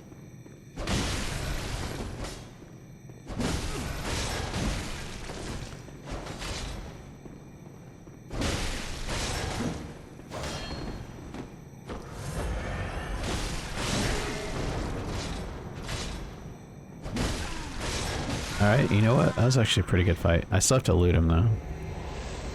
So he drops the blood drag because of the special rune I have on, and then I have to loot the rune.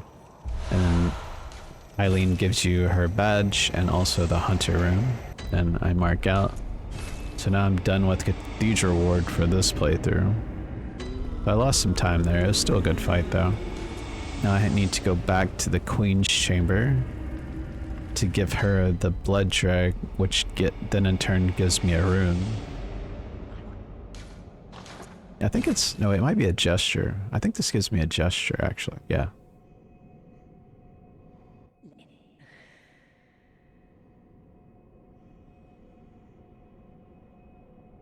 Yeah, we just got a gesture there, and then I can leave. So that's everything I need to do for NG wrapped up. Now I just need to progress to NG+, which I've already fired Garamond and Moon Present, so I just go in this general area over here, and that sort of triggers a countdown to trigger the cutscene. Alright, so now we're in NG+. I don't collect a lot of things here. I still push what I can to NG+2. But there are a few things I still need to do. I need to get the emblem from the dream so I can get to Amelia faster. And there are a couple items, for instance, in Burgerworth, I like to call it, that I still need to grab. But NG Plus and NG Plus 2 in this particular category are pretty boring, I would say. Still a lot of difficult parts, but I would rather skip them both if I could.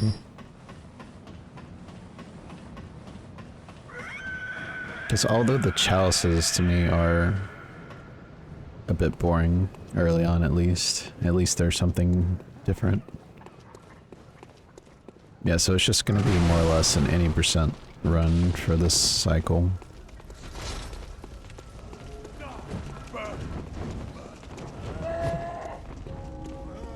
The only thing left in Central Yharnam I need is to get the sewer badge, but I'm gonna push that until later.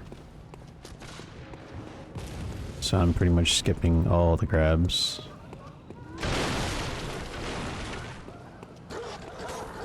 And Gascoigne and NG Plus is very squishy, but I'd say he's like a glass cannon. Especially with my levels, so just run in, do a pellet, and beat him down pretty fast. But a lot of things can go wrong, because since he does hit so hard, you can get probably like 2 or 3 shot by certain attacks. So the badge in the sewer here, down below, by the pig. Something I still need, but I'll be waiting till later to grab it.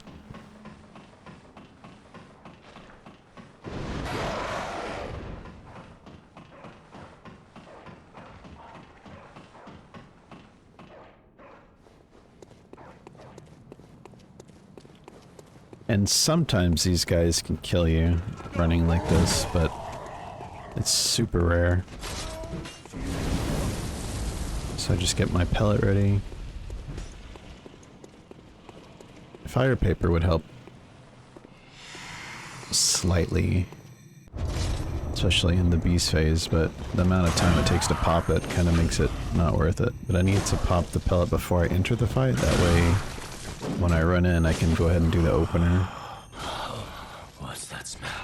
Just a lot of backstabs and more backstabs. Oh, it sings to me. And he should be like 2 hits away. Enough to make a match. And you can see I killed him before he transitioned into phase 3. So you miss out on an insight, but he does die a lot quicker, but it doesn't really matter because I still need to run all the way to the gate anyway. But that was a solid NG plus fight with him. And now something I need to do in NG plus and NG plus 2 is get the emblem so I can get to Amelia through the courtyard. So I'm gonna go back to the dream here.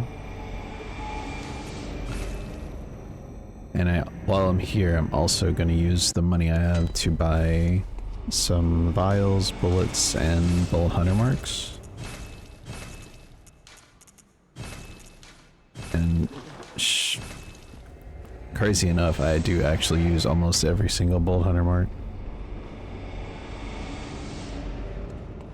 Because every single warp at this point, I'm using that instead of the default one. Do a little stamina management here to get to this gate as optimally as I can. Looks pretty good. Wait just a second. Pop the elixir. Start sprinting. If you do that right, it'll automatically cancel out that pop-up.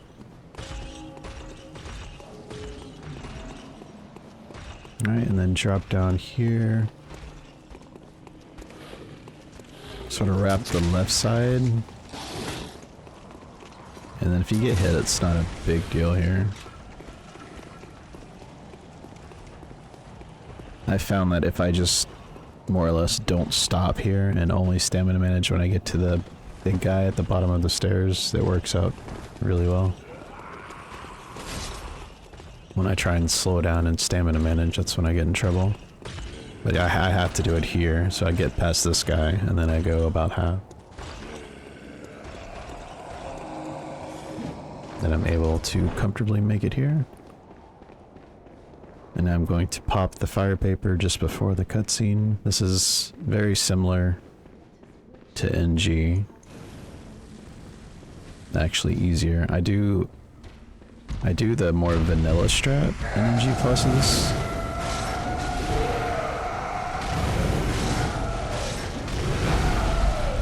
So I go with the visceral without the headshot. And then in the next 2 combos, she actually just dies. To this last combo here. I could probably end it with an R1. Oh, I did do it with an R1. Sometimes do an L1 there. You can see I pop blood bullets because I'm warping here. So because I popped them while waiting, now I just get 5 free bullets. Which doesn't really matter because I already bought a bunch, but just something to keep in mind. 3 is always good.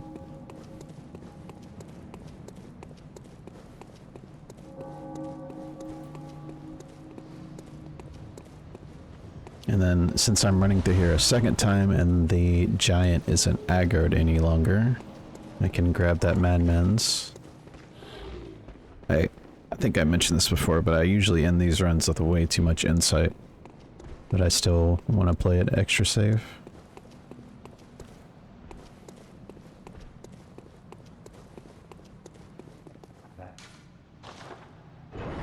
and there's nothing to really do at this point.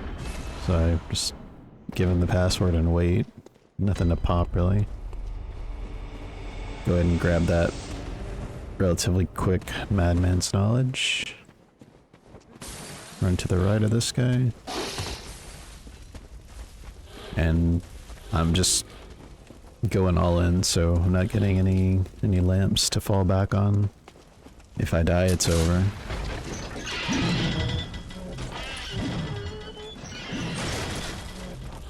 And running through here can be a little bit weird because I don't have to stop to pick up anything, and on top of that, I have more stamina than normal because I'm at, I believe, 18 endurance at this point instead of the base 10.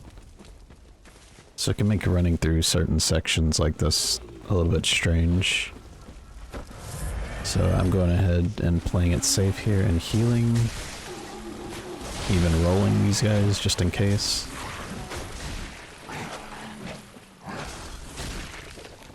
Yeah, for instance, there's 4 pellets to my left up here. And I'm just not gonna get them because 1, it's dangerous, and 2, I just simply don't need them at this point.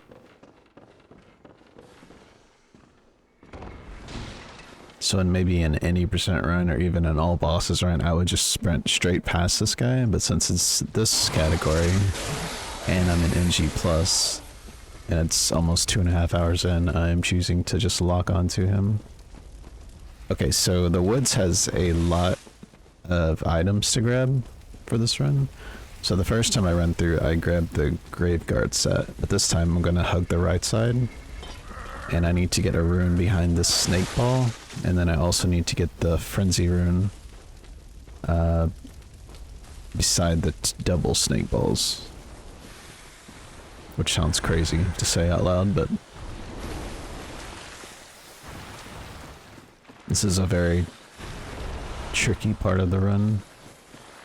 So what I do is have an elixir popped, and then I get to the edge here, and I shoot the right one with a lock on. And then he moves to the left and down, and then I'm able to roll off, get an animation cancel grab, and then get the heck out of there.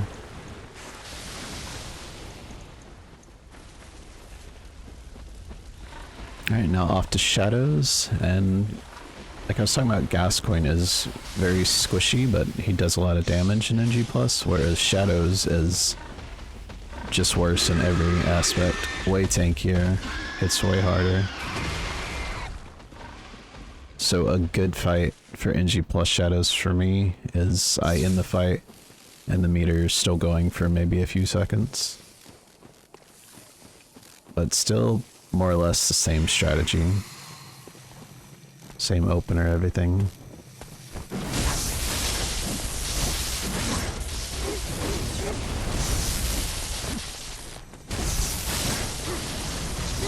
It's always fun to watch these runs back because I can't fully remember how everything happened. I remember the big things, like if I had a very significant time loss or a death or something, but how the actual Shadows fight went, I can't remember. It looks pretty solid so far.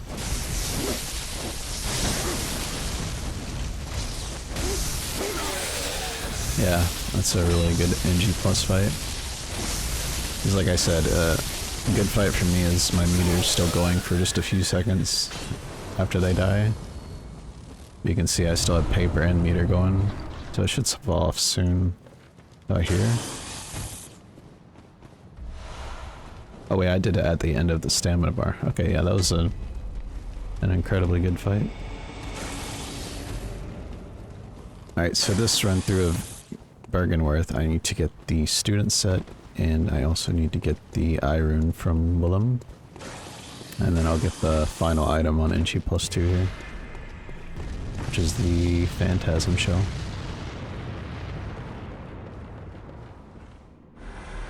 And I have plenty of resources, so NG plus, and NG plus 2, I'm popping an elixir for Yuri because she is a pain in the butt and glitchless.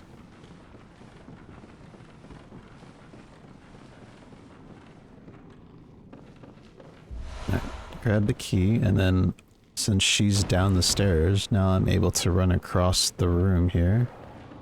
All the way to this chest. Grab a student set. And then I'm out of the elixir, but I still don't aggro her, so this gives me time and the freedom to kill Willem to get his room. And then while I'm waiting here, I pop my bolt paper for free. Get the tier 3 eye rune. And ROM to me feels slightly easier in NG plus than NG.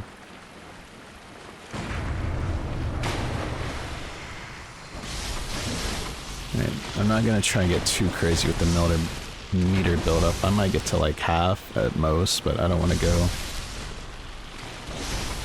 too much because then my opener won't be able to do too much damage,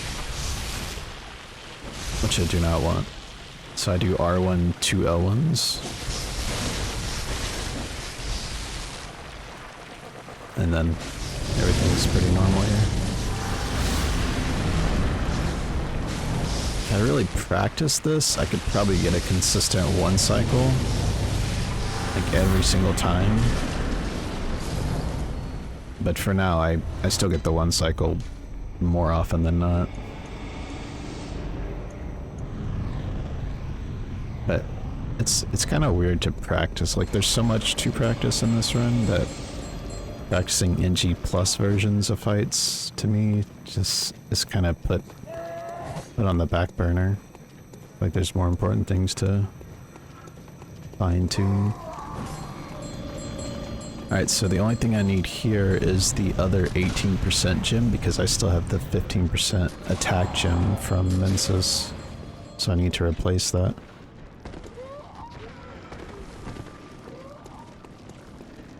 And at that point there, if I had 7 or less bolt papers, I would have picked up the 3 there to my right. But I had 8 already, so I didn't want to just pick up 3, but only get 2 of them. Felt like a big waste. So I just skipped them.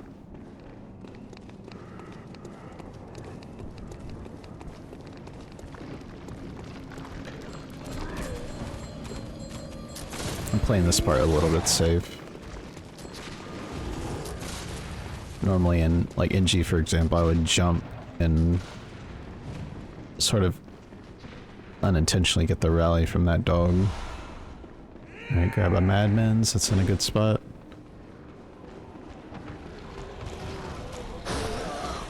And this is one of those, like the Yargle set to my right coming up. I just passed is one of the few things I'd grab really early. Alright, so it's a good pace and I'm really far into the run, so I opt to quit out there for that NPC. Just because I don't want to run in here and grab this gem and then that NPC meets me at the hallway.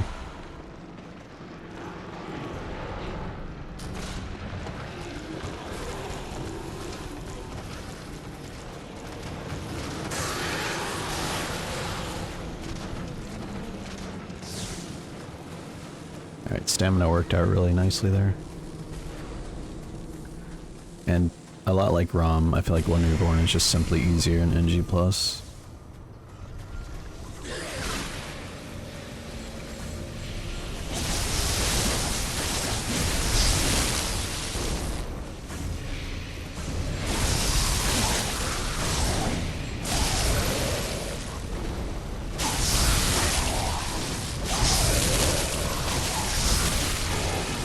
Just do some absolute chunk damage on this guy.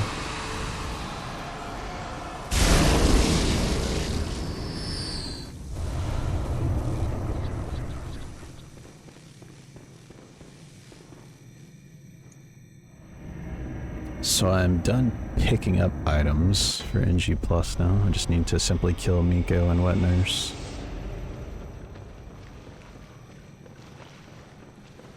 Have my cocktails ready for Mensis.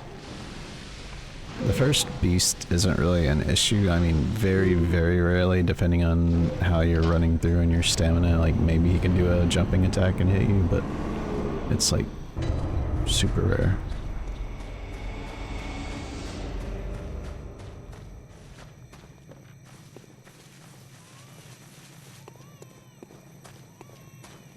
Yeah, so this one just run past.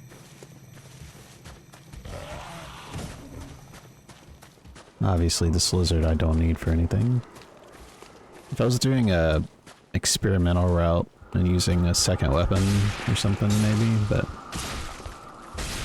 I don't think that would really work out. And I put up my quit out menu just in case one of these enemies decides to attack me. Throw my cocktail more or less at the end of the stamina bar here. And now I just try and get good stamina for the door.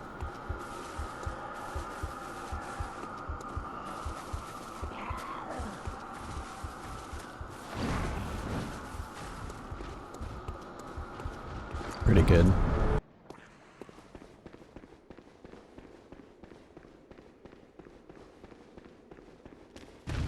And an NG with your base stamina, you would be able to hold sprint this entire way without doing anything for the NPC. The way you want to kind of pull him in jogging as your stamina is building back up, but with the increased stamina I have to do a little bit of management early there. Kind of stamina manage a little bit, waiting on that guy to get out of the way. And I do pick up these 2 elixirs. I forgot about this because this translates to 4 insight, so I do kind of want to grab them. It only takes about 6 seconds, I think, something like that.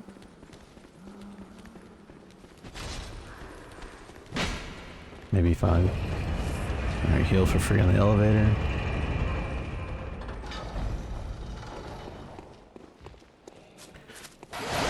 So Rom and One Reborn are squishier, but Miko is one of those kind of like Shadows fights. He gets really tanky. So he's just harder all around.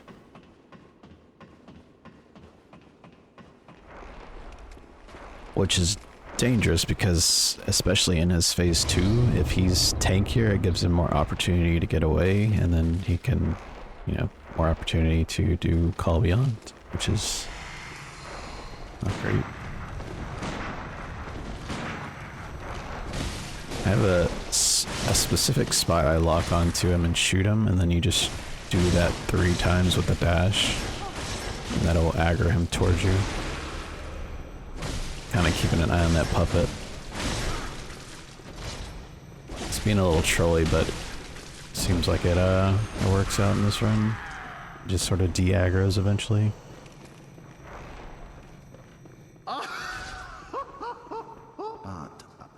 Alright, now I have my cleaver extended and ready for the plunge. Go ahead and grab these 8 vials here. Strafe that guy.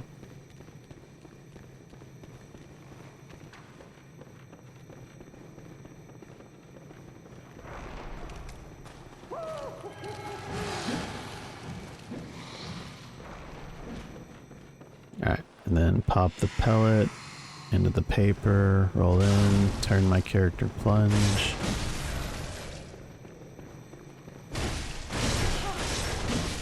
She's gonna get away. I knew it, so I stopped my attacks early there. This is why this is so scary. With him being this tanky, it's really easy for him to get away.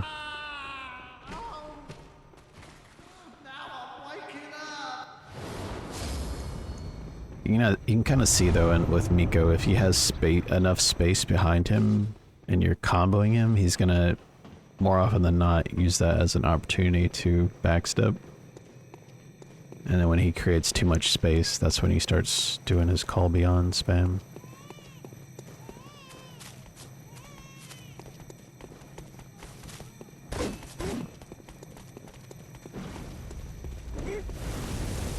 Alright, and then my pellet should expire on these stairs roughly.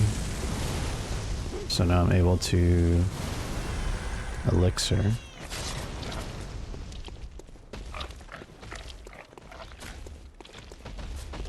I can't remember if I get any pig money here. Probably not.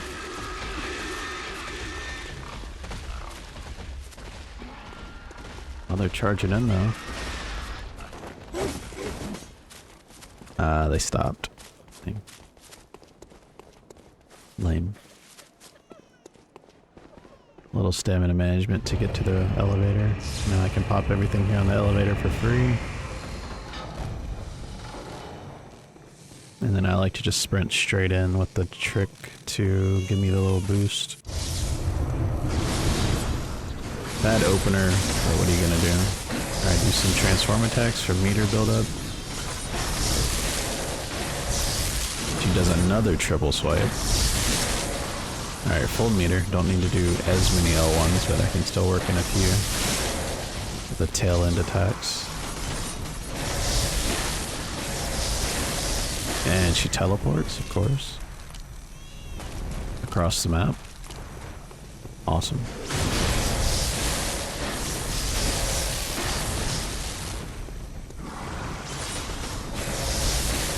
So she did 2 triple swipes and a teleport. So not a great fight in terms of RNG. Now what can you do? Okay, so at this point, I sort of did some light research and determined if I get 47 insight here, and then with the insight I get from her dying, I can buy, I believe, all the pellets I need, and also the rest of the chalice materials outside of the Bastards of Loran. So basically 50 flat insight. I can have a consistent purchase list here. Losing a couple seconds here because I don't know how to level my character. Alright, so kill the doll, level up, swap out the 15% attack gem with the 18% physical gem, swap the special rune there to Eileen's Hunter rune, which gives you 6% increased stamina regen, buy some chalice materials, restock my pellets, and we're good to go. Now it's time to fight NG plus Gehrman, which is another instance of just super tanky, just worse in every regard.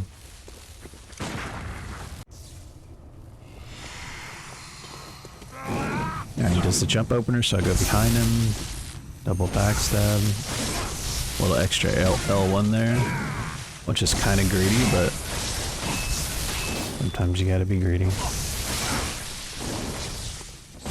This is where the fight gets dangerous to me. So I'm kind of going all in. He decides to delay his transition, it gets really scary. And I should dash L1 with the lock on for the finish here. Alright, and then while he's dying, I pop my board here that I got from Wet Nurse. If you don't pop that, you're gonna lose it, so. Alright. So NG plus 2. I have quite a bit of items to still grab that I've delayed until this point.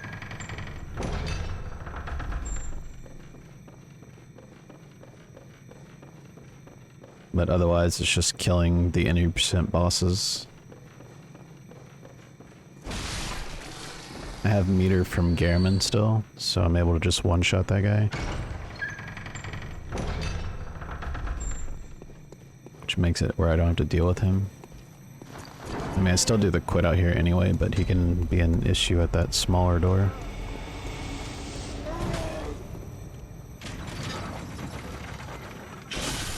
And meter there, so I can do 2 R1s instead of R1 L1. Alright, so the only item I need here in Central Yarnum is the badge in the sewer. And it's down by the pig, so I need to just remember to get that. And we can wrap up this place.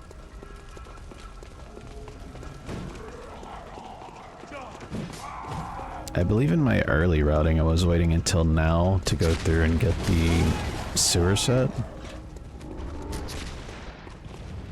But I get it early in my runs because it's actually really good. And it kind of gives me a reason to run through and grab the torch with those 4 mollies, so it works out nicely.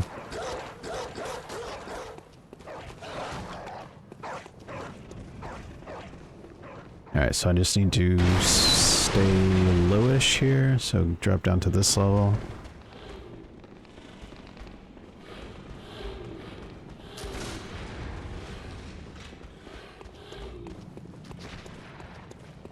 If I fall off there, it doesn't really matter. I just sprint straight off here, roll at a slight angle, keeps me from hard falling. And now I just hope that these guys don't have bad positioning, which it looks really nice there. And then I do some stamina management here. Probably are definitely way too much. Alright, grab the Soul Hunter badge. Not only a unique item, but also unlocks the ability to purchase some other things that I need.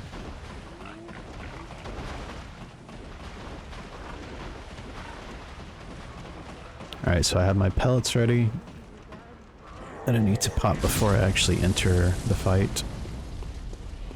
Go ahead and extend my cleaver for the transition speed boost. And hopefully we don't get shot. And of course he opens up with the Wild West. Trying to bait a good attack here. Alright, double backstab. And I messed up there. I should not have done that. The sweet blood. Oh, it sings to me. It's enough to make a man sick.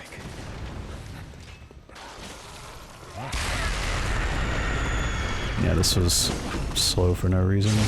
And I knew if I went for the R1 I'd have a good chance of getting a visceral, which I didn't want. But I was trying to just do it faster than doing an L1 finish. I kind of trolled myself there. It's a lot of times in this game you'll get viscerals when you just have no desire to.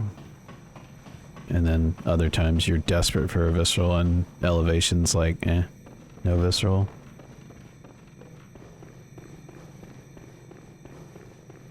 Alright, so I've already restocked on vials, bullets, and bolt hunter marks, and NG+, so at this point all I'm going back for is the emblem. I don't think I buy the bloods yet. Yeah. I do have enough money. It's 735,000 to buy all the bloods that I need early on for the chalices, but I hadn't rerouted that part yet. So what that does is makes it to where when I get to the end of NG+2 here, I'm able to skip going back to the Echo Bath to buy them there. And just buy them early. It changes absolutely nothing, just simply saves me time. I gotta go pick up another unique item there, the Monocular. And then I did test this time difference between marking out after that grab and just running back through, and this is significantly faster, so... Alright, same as last time, wait just a second or so, pop the elixir, start sprinting. And while this guy's aggroed, I'm not gonna grab this madman, so I'm gonna wait till I'm coming back through the second time. Alright, same thing though. Put on here, wrap the left. Hopefully you don't get hit. I get hit.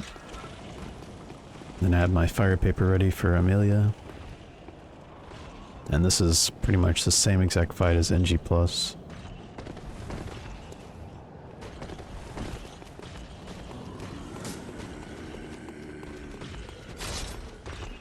extend the cleaver.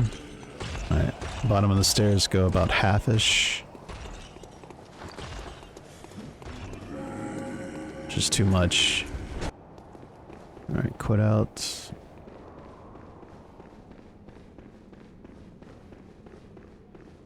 Alright, paper before the cutscene. Transform weapon. Pellet about here. And then just a very vanilla fight. Very vanilla minus the headshot.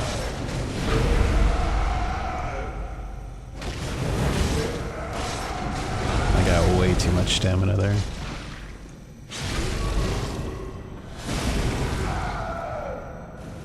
And this will push her to the left. And then 4 R1s. pop blood bullets for free. I don't really need them, but I'm having to wait several seconds here anyway. Then bold hunter mark out. Alright, now running back through, heading towards the woods.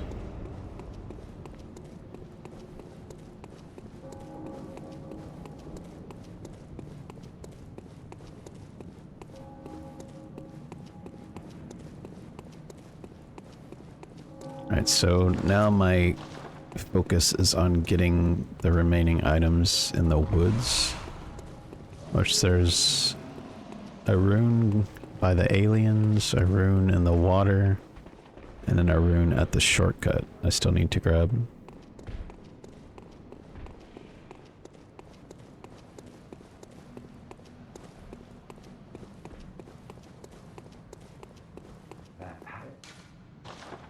I should talk to this dude here for the free madmans.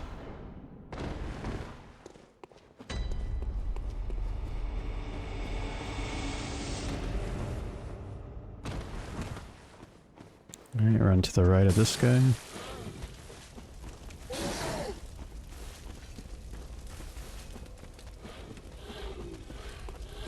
Doesn't matter if it's NG, NG plus, or NG plus 2. Running through this oil pond coming up is very, very scary.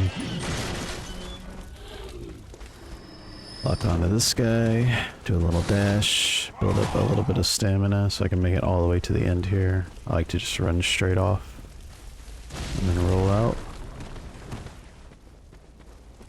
I'll most likely heal at the end of the stamina bar. Yep. Ooh, that was a god roll.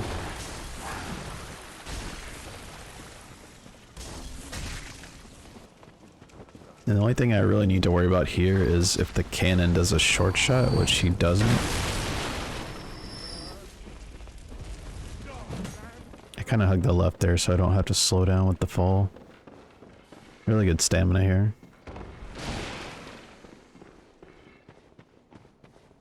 It's always good to get things to happen towards the end of a stamina bar. Even stuff like falling off the edge. So that way while you're falling, your stamina is building back up.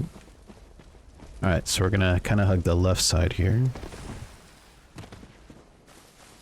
And I don't think you need the elixir, but it feels safer. I think it's just a placebo effect. Alright, and then I have to fall down to this level before I can drop to the bottom. Otherwise it'll kill me. There might be a safe place to land, like maybe if I landed on the gravestones or something. But I haven't tested anything like that.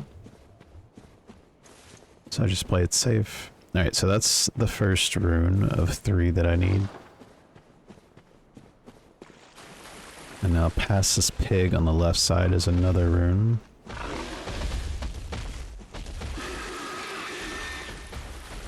This part's kind of weird to get under the tree roots.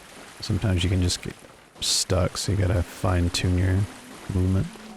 Alright, there's the dissipating lake rune, and now I need one more here before I head to shadows.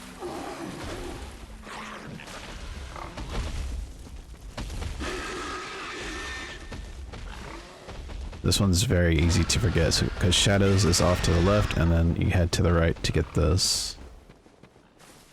So you just go auto brain and go like, okay, let's go to shadows. But I gotta backtrack here, grab this. I think it's a anti-clockwise or a clockwise, which I believe is the health one. Alright, cleaver extended. I go ahead and pop my bolt paper early, because I'm just expecting a solid fight where the paper's gonna last anyway, so... Alright, same opener as every other time.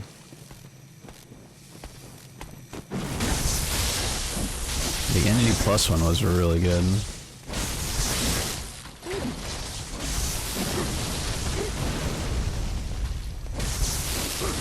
You can see the candle guys trolling the crap out of me, just doing the flames over and over. This is a very awkward fight.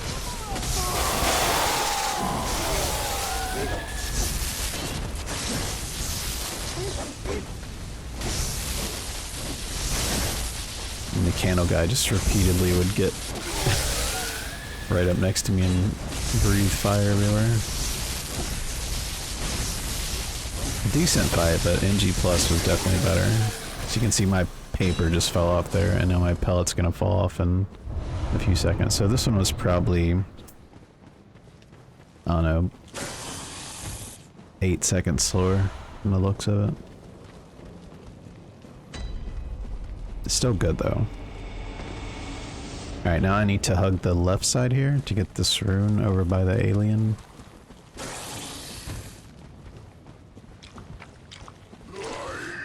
Alright, so get the arcane lake there. Roll off here. And now I have my elixir ready for Yuri.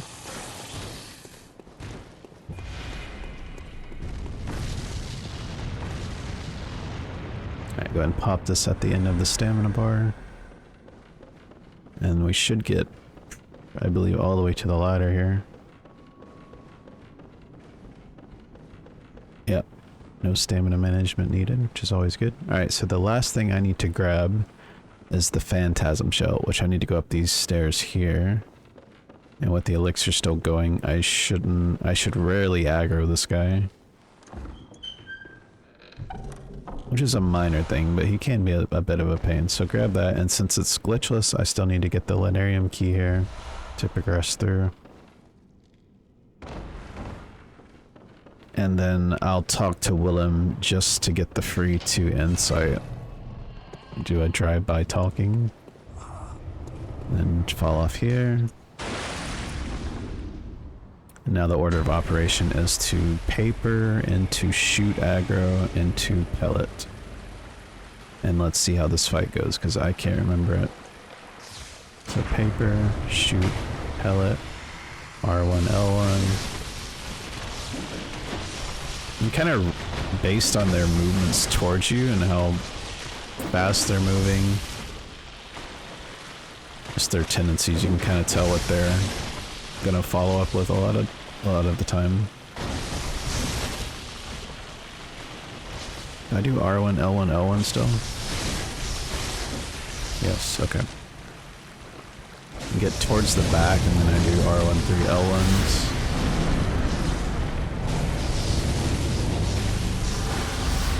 I could have one-cycled that if I knew it was going to happen.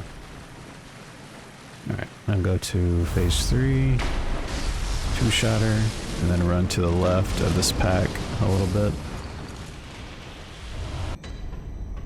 I know it's in the right spot, but there's no reason not to pull up my quit out menu there.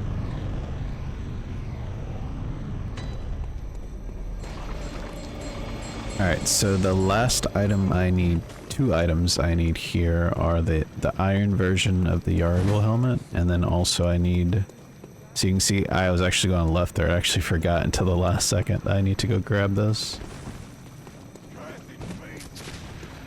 Alright, so this is the iron version, and the other thing I need here is a rune from the part just before One Reborn. So that's why I have my elixirs ready to go as a reminder. Dodge the molly. I saw him winding it up. I should get the bolt here, yeah. Since I have less than, or 7 or less bolt papers, I take advantage of grabbing those 3 because I look at a lot of these grabs as insight, so that's 3 insight there, which only takes a couple seconds to grab. And then I'm really careful here since I have the increased stamina.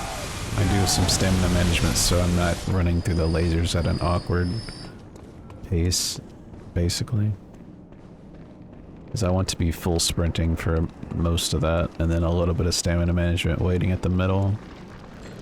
You can see I played the safe again. I chose not to do the jump to the dog for the rally and everything.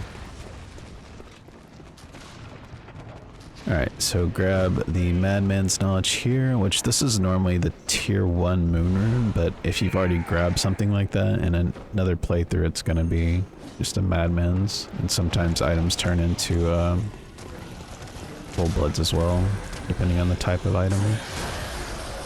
Alright, so the Yargle set to my right I've already gotten, but I'm gonna grab probably 2 of these. Yeah. getting way too many, but I just can't help myself. Alright, so I've already popped the elixir. Now I kind of hug the left side of this massive carriage here and just run straight past it. And this is where this rune is. The Arcane Lake. And now I just wrap the left side here. And now I'm gonna pop the bolt paper. You can see the elixir falls off at a really great time. And now turn the corner to be safe from the spit. Pop my pellet. Trick my weapon for the cutscene. R1, L1, L1 for the opener. Get a little extra hit there. R1, L1 for the stagger. Gotta look down here trying to get multi-hits. Get out of the way of the corpse drop there. He's just raining terror on me right now. Alright, and he's dead. And I don't need to heal here because this part coming up is a lot of looting and some warps, so I don't really need health or anything, because when you warp you obviously go back to full HP. Alright, so skip the lamp because warping in this section and Nightmare Frontier, and maybe there's some others I'm not thinking of, but if you skip the lamp, you still warp back to the same spot, but you skip the animation of spawning. You can just instantly run, which is really nice. So it's faster for multiple reasons.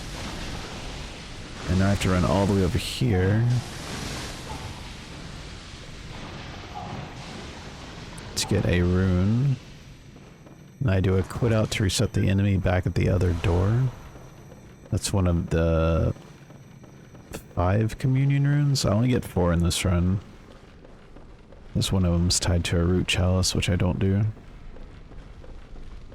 Alright, then I run back here, and now Patches I've ran past twice already, but this time I'm actually going to talk to him. He'll give me a gesture and also the anti-clockwise metamorphosis, which is a 15% stamina rune.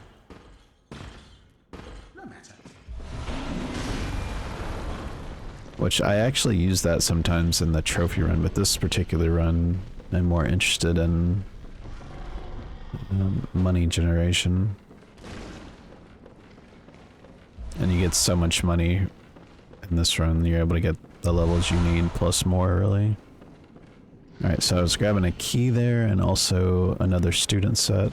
And I grabbed 2 red jellies and NG already, but I need 2 more for a total of 4 for one of the chalices.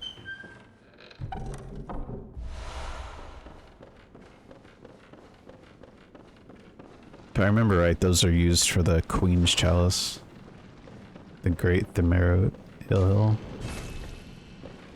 Alright, then I'm running here to the right, and I should do a quit out here at this chest. And this is the Augur of Abritus. And then you get a trophy there is a good sign. That means I've gotten all the tools. You only need 9 tools for that trophy, but in this particular run I get all 12 of the tools, which the extra ones there would be Madaris Whistle, Black Sky Eye, and the Accursed Brew.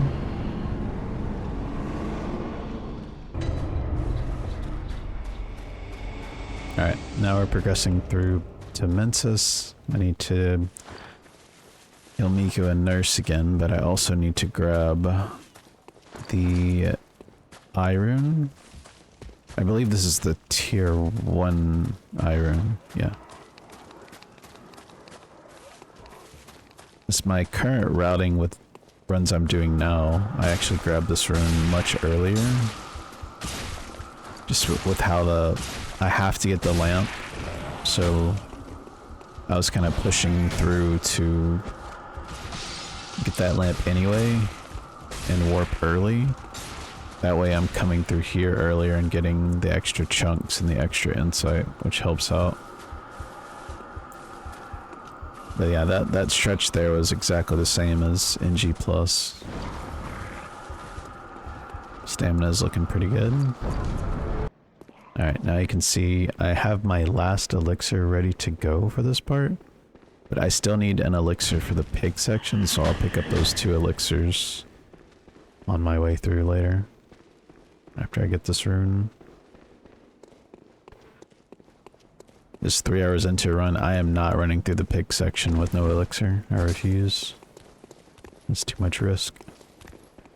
I can actually hug the right side there to go down the other set of stairs, but I'd never done it before up to this point. Alright, so heal, elixir. I might not have healed there if I had like a vial situation, but vials should never be an issue once you get maybe 30 minutes into this run. Alright, you can see I play this pretty safe. I run really far away behind this rock, and this guy still almost hits me. Yeah, just mark back to the lamp I just got.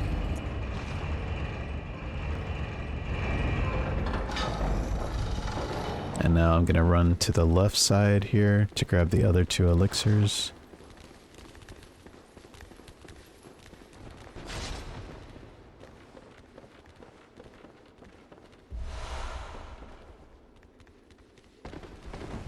But looking back, like, you know, hindsight, I could have skipped picking a lot of this stuff up and just buying it at the inside path and still had plenty extra.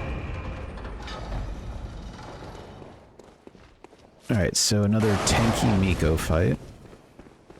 I don't even bother using papers on this guy. I could pop one for free while I'm waiting for stamina in the fight, but doesn't really add that much.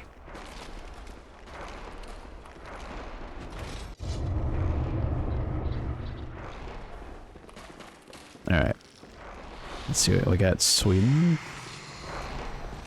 Lock on, shoot, dash, shoot, and then swap my lock on to the puppet. This puppet I can hear behind me, so I go ahead and play it safe since I'm pretty far into the run. So I knew he was going to back up there, that's why I didn't go for the... See, the first time I played it right, I knew he was going to back up, so I went for another R1 just in case instead of the L1, but then the second time I went for the L1 and he trolled me, which I should have expected. Okay, see there I was being very greedy going for a charged R2 transition hit, and he blasted me to the face, but fortunately I have 50 vitality, so I was able to tank that. I was gonna skip those, but the last thing I decided not to. And I'm not healing here again because I can heal for free during the plunge stamina. Oh, no, I do heal. Never mind. I guess I was being cautious. Like, normally I wouldn't heal there. I guess the whole 3 hours in. Alright, so pellet, get to the tip of the paper, roll in at an angle, turn my character, plunge, roll in, lock on L1. This is the part where I could have healed for free. Kind of push him into the corner as best I can. Should be like 3 hits. Alright, now I need to get the iron door key, so I have to go downstairs, wrap the right side. And I have to skip the dialogue at some point so I can actually pick the thing up. And then I try and time out the transform for the cutscene. It's kind of hard in this situation. Alright, so the final thing to do, as far as any percent bosses go, I just need to kill Wet Nurse. So I have my elixirs ready.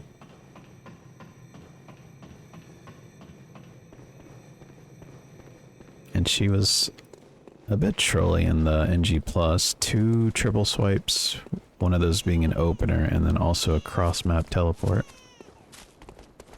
Surely the RNG is a bit better this time.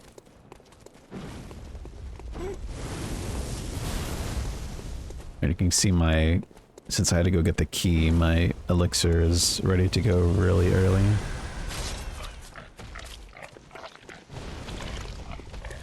Yeah, nothing to grab here.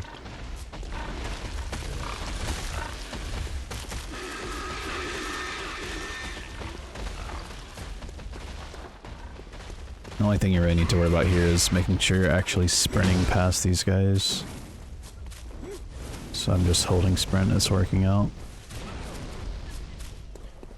little bit of stamina management there to get to the elevator. Now paper, pellet while I'm on the elevator.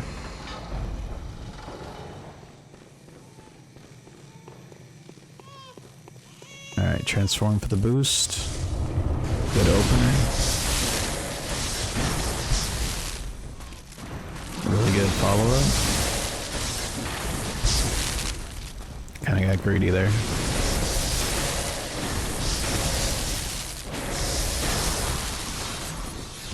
So far this RNG is amazing. Like, suspiciously good.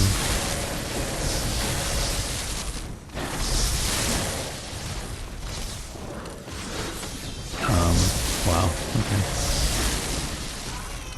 It's kind of insane. That was almost the perfect fight.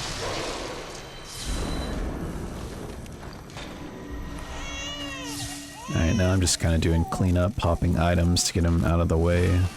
There's no reason to delete those gems because I don't do anything with gems anymore. Just kind of doing an inventory, removing stuff I don't need, checking my chalice materials, different things. Alright. Now to prepare for the chalice dungeons. Alright, so kill the doll here. I don't level up yet because I still need to spend a little bit of money. So 2 of those, 15 of those, and then I need to go drop some insight here. I don't need any chalice materials currently, so I'm just restocking on all the tab 1 stuff. Alright. And now that I've spent some money, I get like 47? Yes. So now all my levels are done. And I'll buy more ritual bloods and stuff later. So here goes chalice 1. Alright, so the first chalice is pretty boring. Very squishy bosses, mostly just pulling levers and re-shotting enemies. Alright, so since it's glitchless, I need to get pretty much I do need to get every single lamp and every layer. So go at an angle to the left here. This is the gauntlet.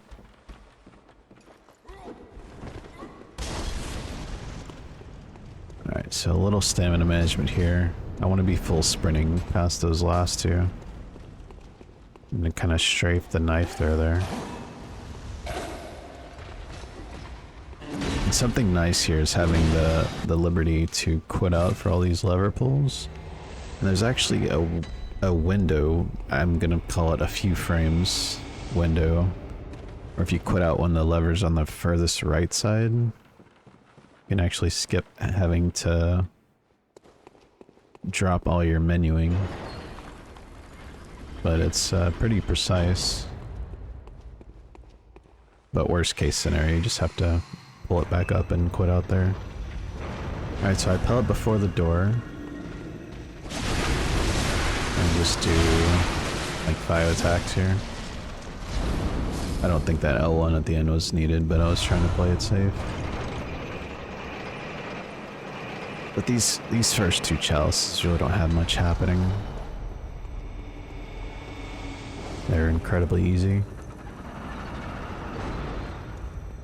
Alright, light the layer 2 lamp and go straight ahead across to that ladder. There's a trap button on the floor there. In case any of you guys are trying to navigate through these chalices for the first time. Maybe this will be a little bit helpful. Alright, then I go full stamina, go left, and then take the right here through this door and hug right again. And this guy almost always hits me, but he missed today. And if you come in, if you're for whatever reason doing the quit outs on these levers, if you come in and you see the light still purple, that means you still need to pull the lever. There's like this lightish blue color to know that it's unlocked. Alright, now the second boss, the Watchers. So I go up the left staircase, pop my pellet at the first tier here, and then R1L on this guy. And then R1, R1 this guy. And then R1, R1 this guy. Incredibly hard fight. Yeah, I wish I could somehow just trim out the any percent runs and also the first 2 chalices. This run would be a lot more fun throughout.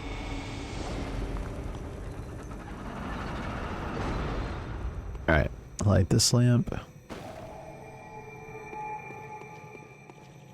Alright, this layer is slightly different from the rest at least. I get to do some pre-boss areas, which gives me some ritual bloods I need.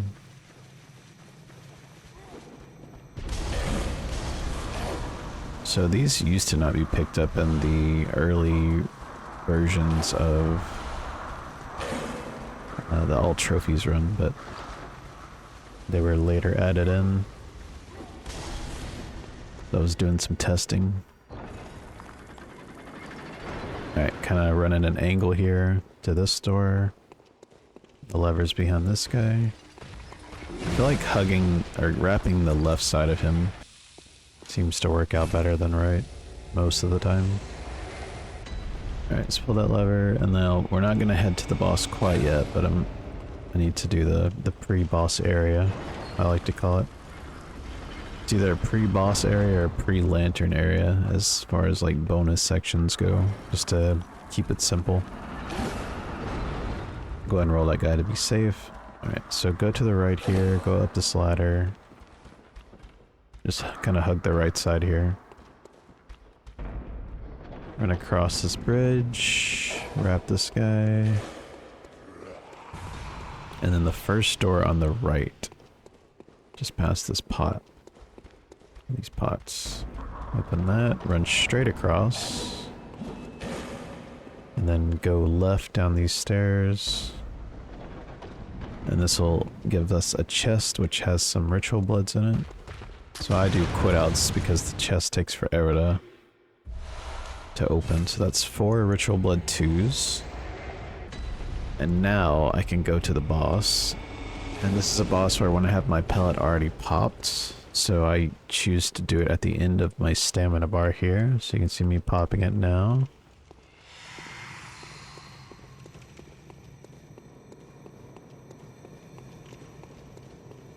Alright.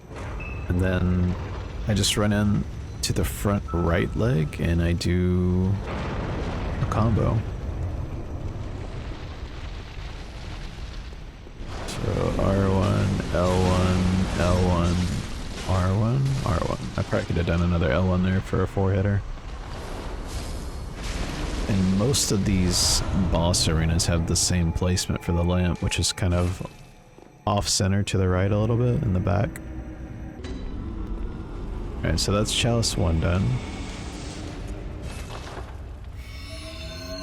And the only real unique thing here, in comparison to the trophy run, is now I need to get the Hintertomb Chalice.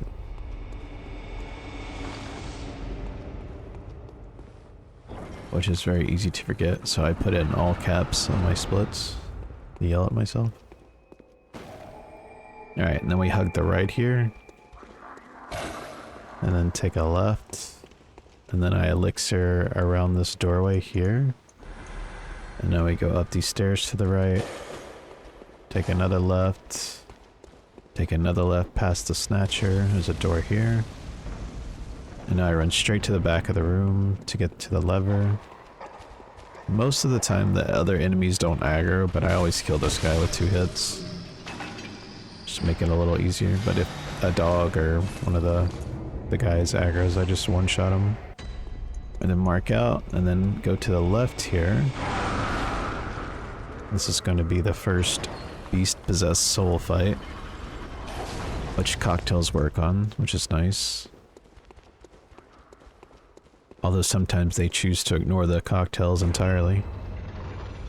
Alright, so I like to sprint in and aim for the right column there. And then I just position while he's meandering to it. So I can get a backstab into a charged R2.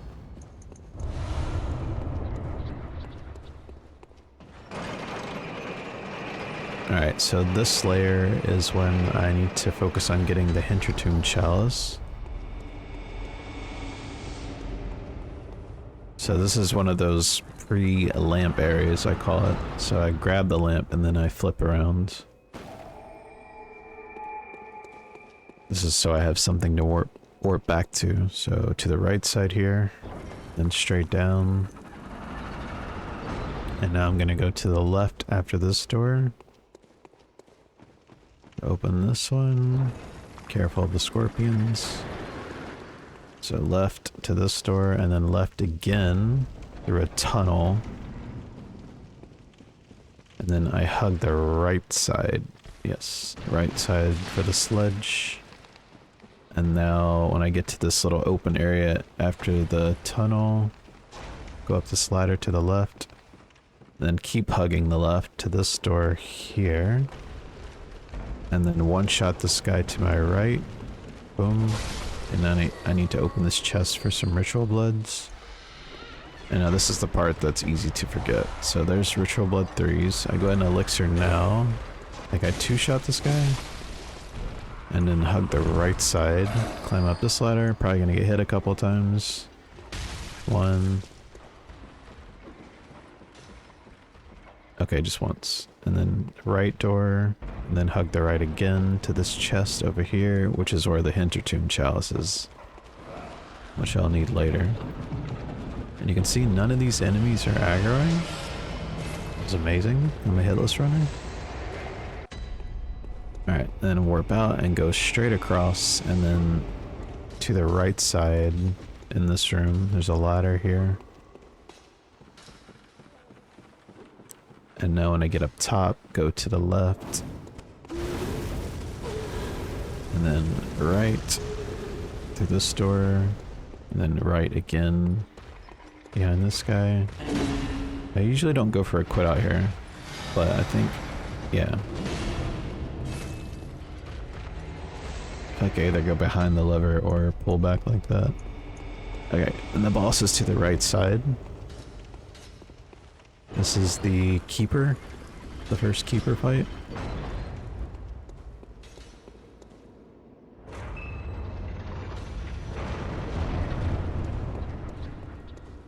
I more or less just run up close to her, pop the pellet.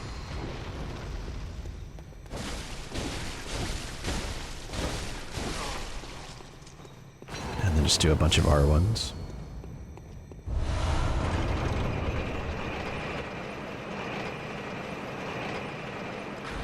Alright, and then layer 3 is another one where I need to go to the pre-lamp area. So I'm gonna run forward here, light the lamp, and then backtrack.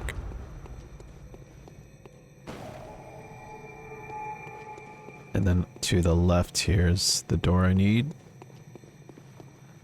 Now there's a trap here I need to be careful of. Run in here, take a right, avoid the button. Open this door, go to the left, open this door. Kind of go to the left side here for this chest to get hit by that guy. Kind of go out a little extra wide there to avoid that attack. I just get this item and get the heck out. Alright, good timing on the boulder. And hug the left here. And now hug the left again. Get to this chest. I do a quit out because it takes 9 years to open it. Grab the ritual blood 3, which is 4 of them. Old hunter mark out. And now I go to the back right corner. To the ladder. And this is me heading to the lever to unlock the boss arena.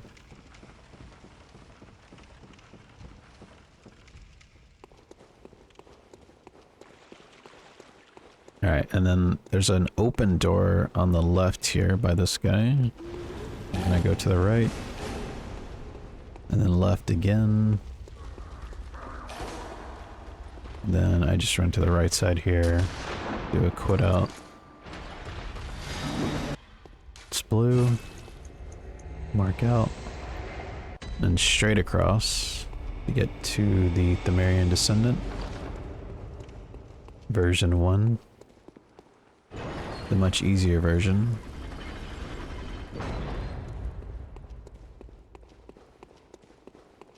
And this one I like to pellet after the door because you have to wait quite a bit for him to activate.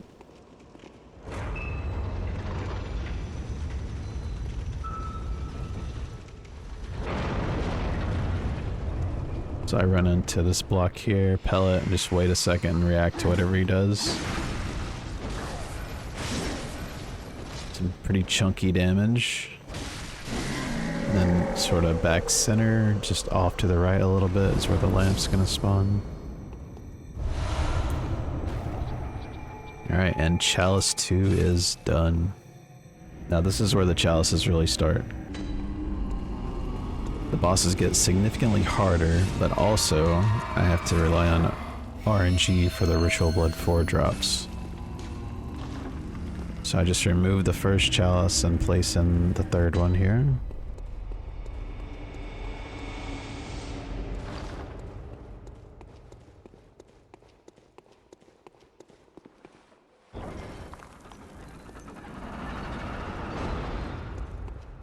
Light this lamp.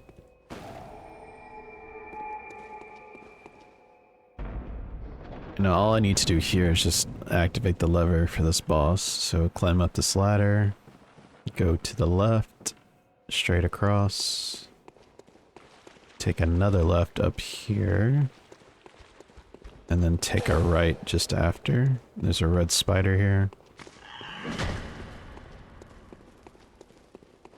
Oh, this guy has a crossbow thing.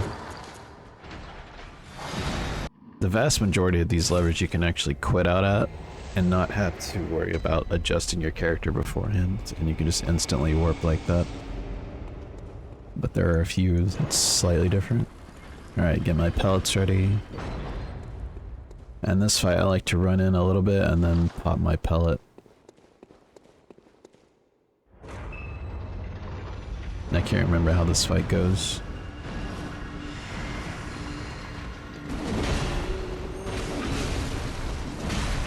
Wow. So normally they're supposed to trade off aggro, but they decided to double aggro. So I got super trolled there.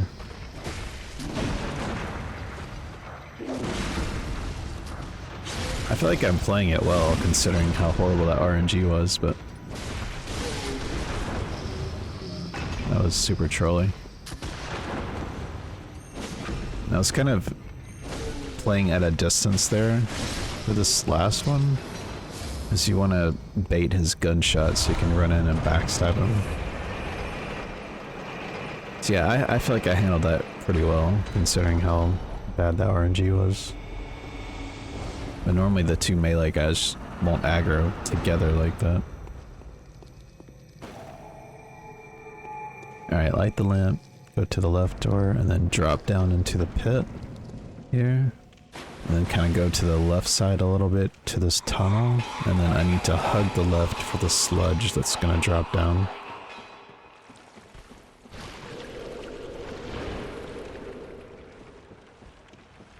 Alright, then climb this ladder and run across this bridge. It's getting hit by everything.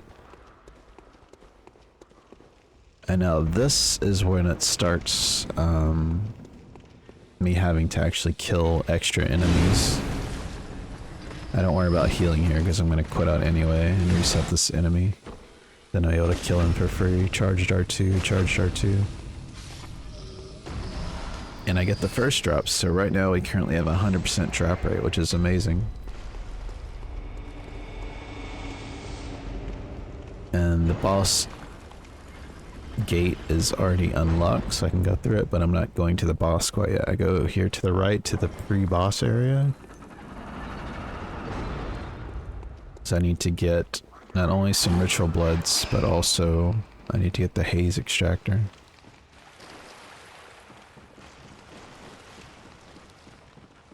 Alright, so up this ladder and to the right first. I believe this is 2 ritual blood 4s.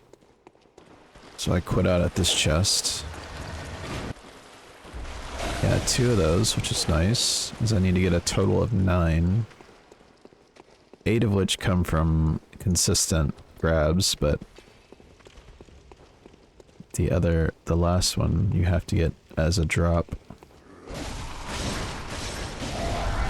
Alright, heal for free while he's dying. So my drop rate went from 100% to 50%. Not great.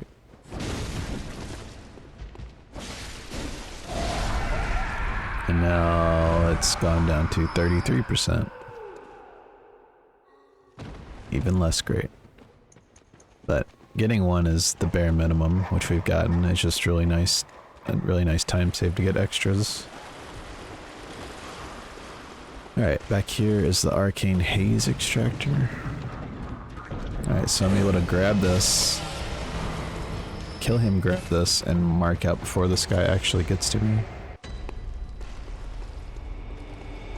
Alright, now I can progress through to the actual boss fight. I don't know what I was checking for there. Alright, so bolt paper before the door. Open the door. I get to a specific area here, and then I pellet just in front of him. Kind of trying to bait an attack, so lock on, dash in, double L1. This gets really scary here. I just say fuck it and go in anyway. I didn't get counter hit there, so I didn't die. But I was so close. That was probably the riskiest thing I've done in this whole run. Some days you just don't care. And it works out. Alright, now layer 3. I need to get some more ritual blood 4s. So there's a hidden area back here on this back wall, so shoot or hit it, whatever, just to get rid of the illusion. And then on the right side there's a small chest with the ritual blood in it.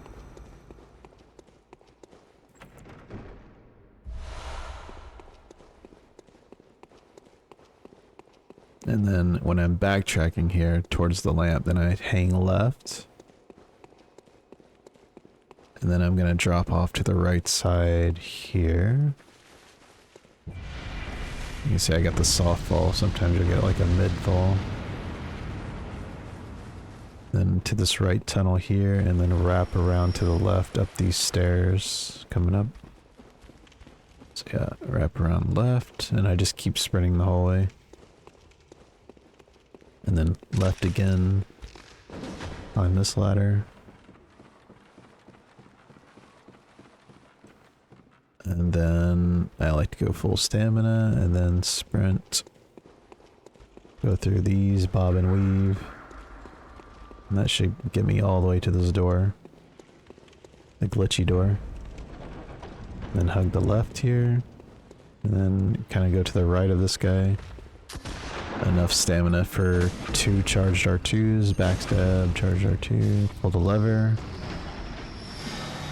While he's dying, loot him for a chance at an RB4, but I'm down to 25% drop rate. And now to the left here is what unlocked for the boss. And now 3.5 hours in, I'm going to do YOLO ROM. Because I am brave. I think I paper before the door? Do I? Yeah, okay. And then pellet in the fight. I don't think it really matters, but that's just how I do it.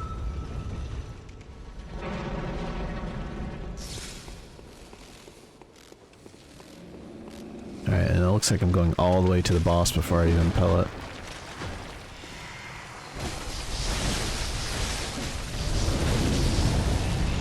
And I'm intentionally not getting ROM below 50% here, so that way she comes back to the same spot. If you get her below 50%, then she goes to the front of the arena, so you have to run her down. So I keep her above 50%.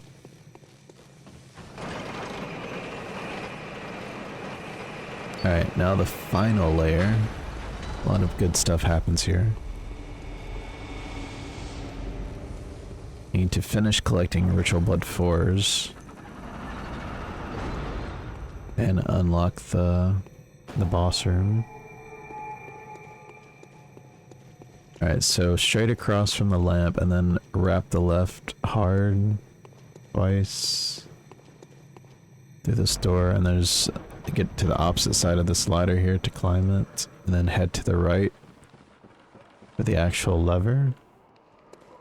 But then I need to continue through to pick up more Ritual Bloods.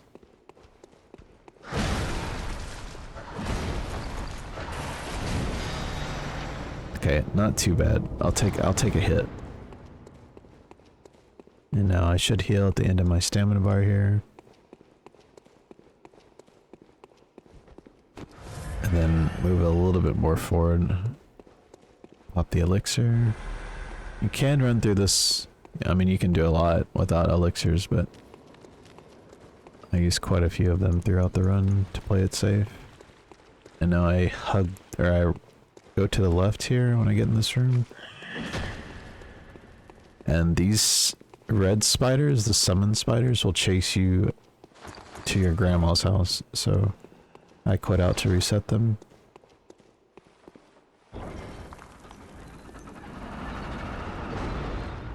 Alright, then keep running straight across here, open a few doors. And this room has a total of 4 Ritual Blood 4s. 3 in the big chest, 1 in the low one.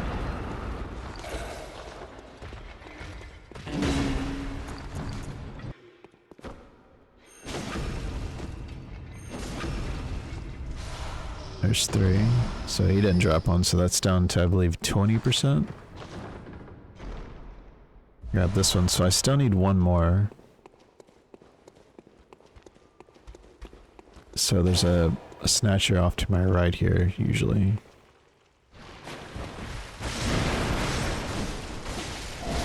Let's see if he can drop one. Nope. So now I have to run to the consistent one, which I gotta run all the way through this tunnel here. So not the greatest RNG, but at least I didn't have to farm anything as far as resetting an area over and over and over. So that's the 9th one. I double checked my inventory there. Alright, now it's time for the final boss fight in Loran and Isz, which is the Bloodletting Beast. I love this fight. So I extend my cleaver for the opener, and then you can pop the paper and the pellet inside the arena while you're waiting for the boss to fully spawn in and aggro. And it looks like I did it here, which is good. So I'm being optimal here. So I instantly fire paper, run in a little bit to this block pellet. Now I lock on and wait, and dash in L1, and then I do a charge, or a regular R2 into a visceral. And then look down, R1, L1 for the arm stagger, transform my weapon back, 3 R1s on the leg, and then do the other leg, and then finish off whatever health's remaining there. And then slightly off center to the right is the lamp.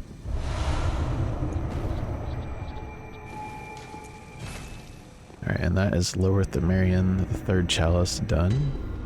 Alright, now I need to get 2 Bastards of Loran and also 99 Arcane Haze. So I use the Haze Extractor here to transform or convert the yellow backbones into the Arcane Haze I need. Restock on pellets, get the 2 Bastards, and then make the Defiled up here at the top one since it's closer. You don't use all of the 99 Arcane Haze, but you don't need the backbones for anything in this run.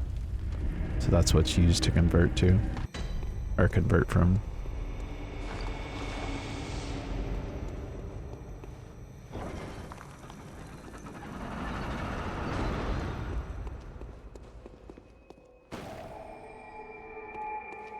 And the last chalice was fairly difficult, but now we've upped the difficulty even more with Defiled.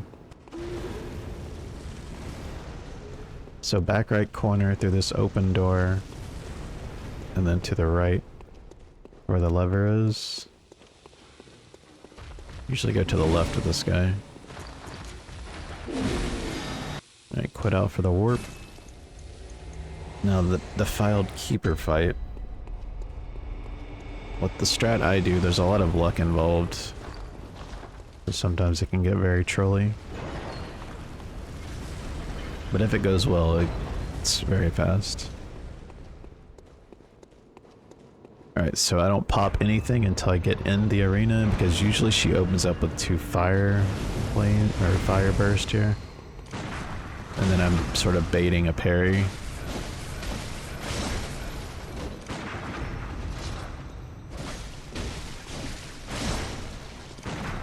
And you can see me spamming shots again.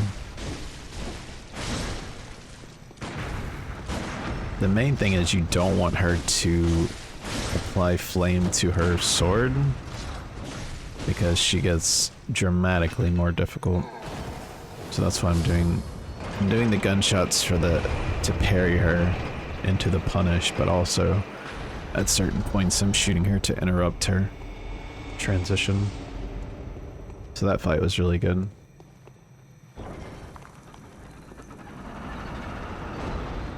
Alright, layer 2, light the lamp, and then run straight across here to the door on the opposite side, heading to the lever. There's no ritual bloods to get in this entire chalice, or that I need, rather. And I just run straight down past this mob, almost get stuck there. The run could have died in that moment. Now hug the left through this tunnel, wrap up the stairs, and then straight down here, and then go up these stairs to get to the lever here. Cut out, mark out for free. Alright, now I get my bolt paper ready.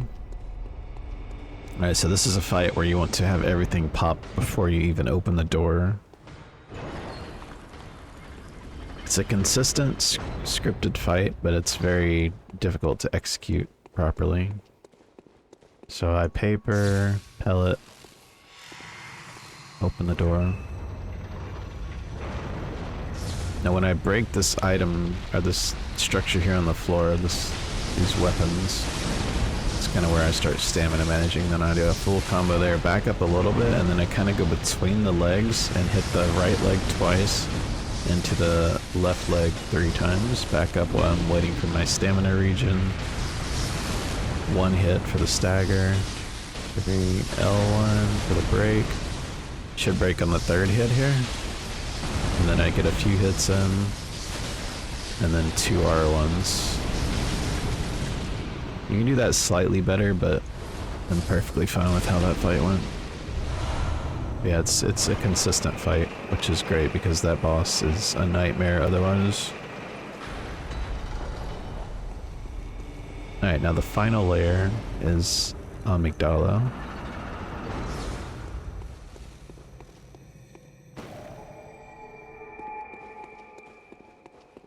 Alright, then I usually elixir just before the poison here, or the oil. Alright, then wrap the right here, drop into this pit, and then go right again to the lever, get my bolt hunter marks ready. I almost never have to quit out here, but I sometimes pull it up just in case, like this, like while I'm warping, and he almost always misses there. I have no idea why. Alright, defiled Amy.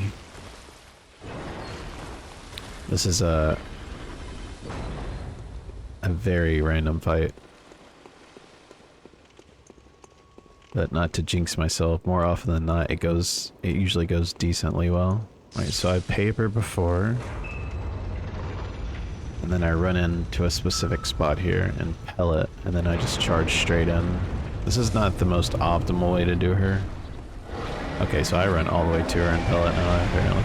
Okay, so R1, L1, L1 for the leg stagger, which doesn't do much damage, but it gives me an opportunity to hit her head. And I'm able to punish her limbs a little bit. She's doing the puke, so I'm gonna break her other leg. Alright, into some headshots here. Arm stagger. Try and hit her head for another stagger. I think I stagger her on this hit here. And then I charged R2 into a visceral. And she should die in the next hit or two. Alright. Yeah, I thought that killed her for a second. Alright, then off center to the right. Really good fight. Gold split? Of course. Alright, now I need to make the Queen's Chalice.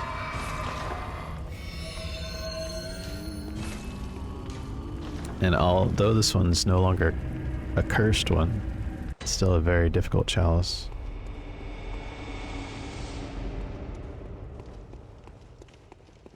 The easiest boss in this chalice to me is the headless fight, although it's not an easy fight by any means. I should tell you how hard this chalice is.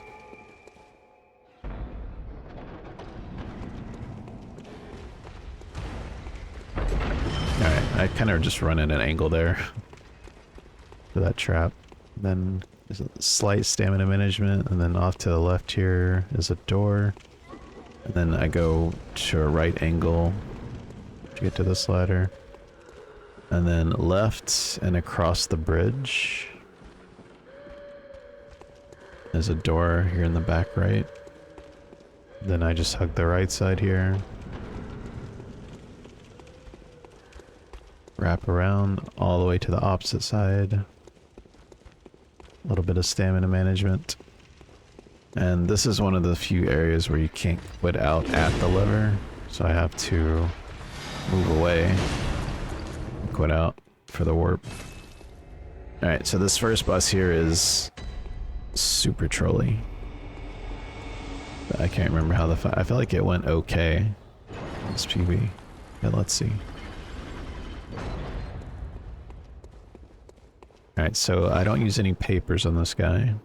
I just like to run in around the first column here on the second section. So these columns here is roughly where I look at popping my pellet. And then I just react to whatever he does. So that attack is perfect to do a parry into charged R2 L1. This one's easy to time for a dash L1 L1 after the parry.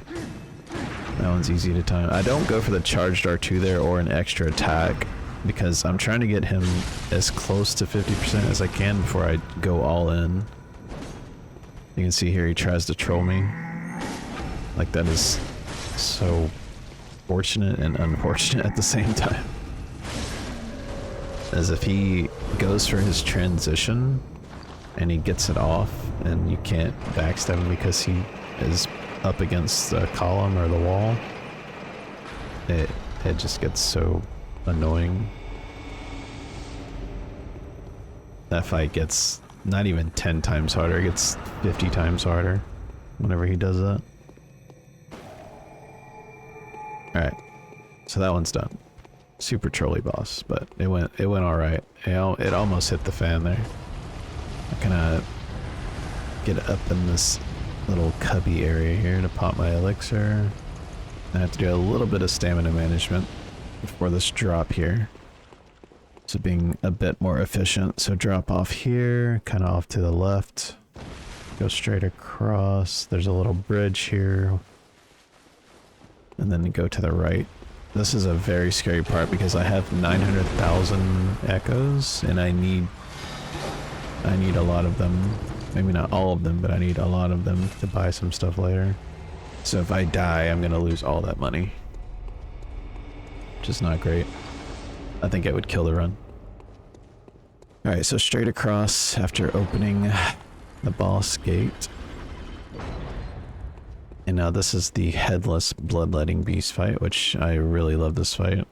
So I pop everything before opening the door, and then I sprint in and do a couple of opening hits on the left arm, or his left arm. And then I sprint in if he does the backstep. Stagger that arm. I'm trying to do as many transform attacks as I can without getting too greedy, because there's a lot of times where if you're doing too many transform attacks you won't really be able to get them off because he's going to interrupt you with what he's doing, so you have to be mindful of that. I feel like that's the real sort of challenge of this fight. Because he's pretty tanky, but if you do it right, you react accordingly, you can kill him pretty cleanly like that. So you can see I was trying to build up my meter as best as I could, but also reacting to what he was giving me. After all that, I don't even think I hit half my meter. It's just, it is what it is. But I don't know, I find that fight very fun. Even in a speedrun. Alright, so the final layer of this chalice, which is the Queen's layer. Just tied to a trophy. Alright, drop in this pit, run through this tunnel here. And then I go to the left at a slight angle to get to this next ladder. And there's an NPC that's going to be chasing me more often than not. You can hear him back there. Climb up this ladder. But he slowed down enough to not be an issue.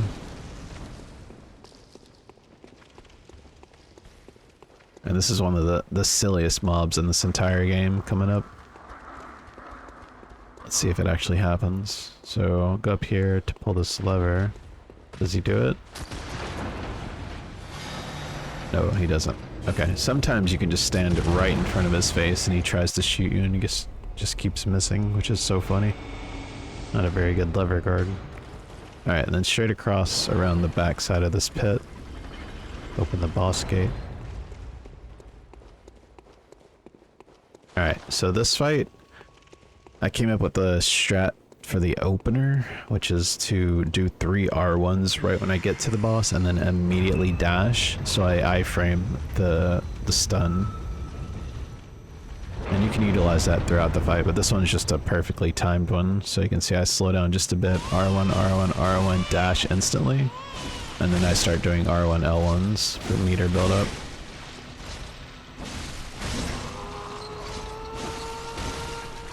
And then, so I'm trying to be just off to her left side there, behind her. And then I time when her arms drop as my sort of cue to go for the backstab. But I kind of have to do like an unlocked wraparound backstab. So, similar to what I would do on maybe Gascoigne at particular times. Really good fight though.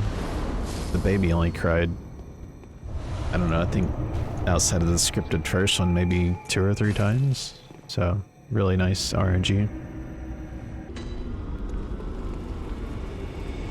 Alright, now I need to buy a bunch of ritual bloods. 3 2s, 6 3s, 9 4s, and 9 5s. And now I'm making the Ailing Loran chalice.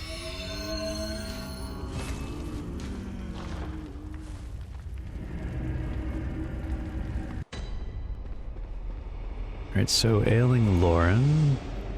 Only thing I need to do here is just pull the lever for the boss. So light this lamp, and then when I walk into this room, hug the right side. All the way to the ladder at the back right. And I have plenty of cocktails left, and I only really need them for 1 main boss, possibly the pig boss, and then so I have an extra 1 or 2 here to use for this enemy. So distract them over to the side, and I just move over as I'm pulling up the mark out, just to be a little extra safe.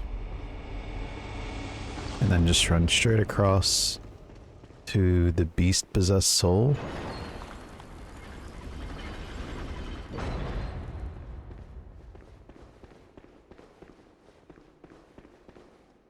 And this fight can be super trolly, because sometimes he just doesn't care about the cocktails. For instance, well, what happened there was he was already queuing up that cancer attack. So he was just fully committed to it.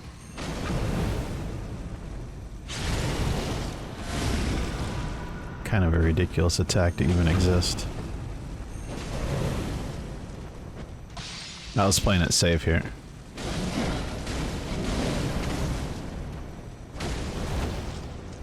I was playing it safe, but he just behaves so strangely. Like every time you hit him, he just reacts to it. Which is why the backstab visceral loop is so powerful. But it just, I don't know, wasn't happening for me. Alright, so layer 2, I need to go to the pre-lamp area. So I run up and light this lamp and then backtrack. And then go to this left door here.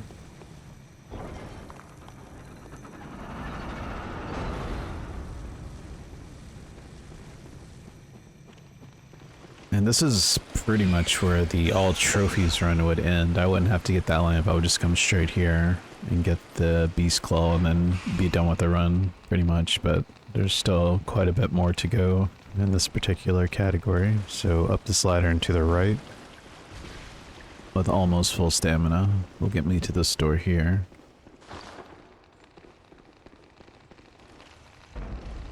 And now this is the beast claw in the chest behind this enemy, so this is a fairly lengthy chest to open, and I don't want to have to deal with this enemy, so I quit out here.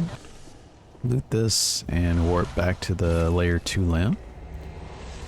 And now I go straight off into this pit here.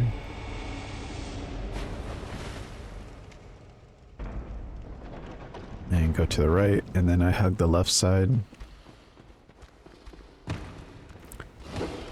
And then go up the second flight of stairs. And then this part I elixir before, and I go straight through here, take a right, take a left, take another right, do a little bit of stamina management.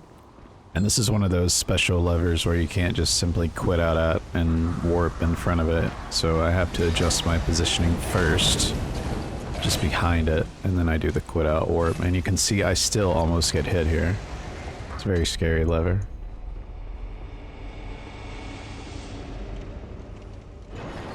Alright, now off to the left here for the boss. I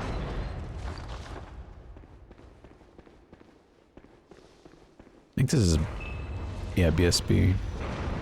This one's about, like, with my stats and everything, this fight feels very much the same as the very first BSB fight in the run, like the normal new game, base game fight. I feel like I have to do very similar things. Which is good, because I'm used to it. And she lives with a sliver here.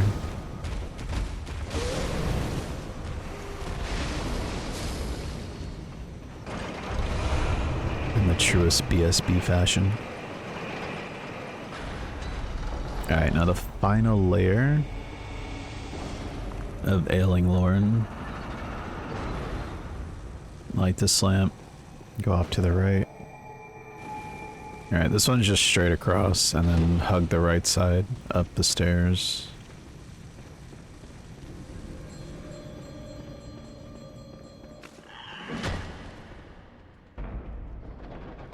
And open this door, roll just in case, then hug the left. Into another door here. And then straight across for the lever.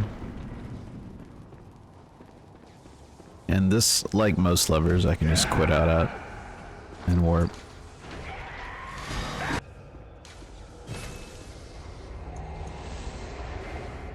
Alright, and then the next boss is the Aberrant Beast. I have to fight two different versions of this guy. He swung and he had like a lingering hitbox, so he still hit me somehow. Pretty great.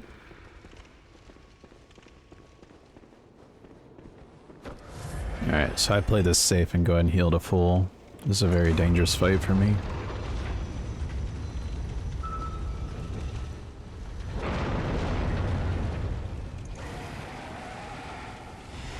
Alright, so I buff everything after the door opens.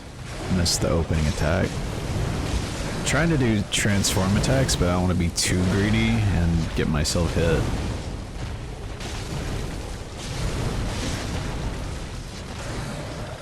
But that's the general rule for most fights, is you're trying to get a lot of transform attacks to build up early meter. But sometimes you have to weigh things in like safety. Alright, so that's Ailing Loran done.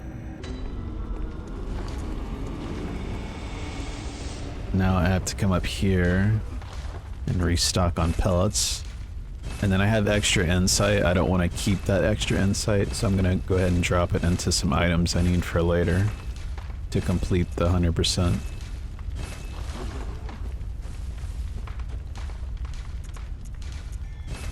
Because if my insight's too high, then it's going to affect my beast meter. Which in most instances that's not going to matter, because my beast head's high enough to the point where even if I lose out on some of the meter bar, I'm still going to have the same damage anyway.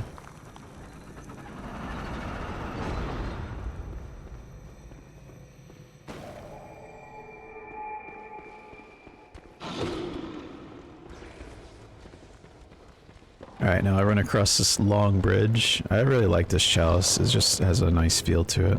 Do a little bit of stamina management to make it to the store. And then I should wrap these stairs and hug the left side all the way across, and then there's 2 doors to open with the spiders. So I open this and go immediately right. I don't know, there's not a door here, you just go to the right. So a closed door and then a doorway. Then run across this bridge. And then straight across for the lever.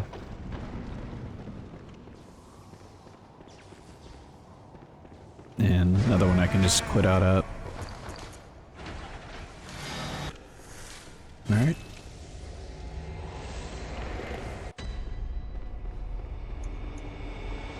Alright, and then straight across for the boss fight.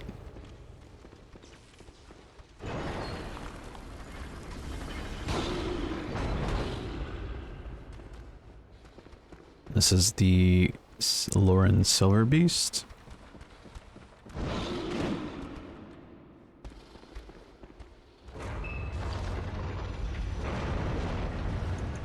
Alright, so I go ahead and buff and then pellet at the top. Using a weird wrap hit at the opener, explodes instantly, and I die.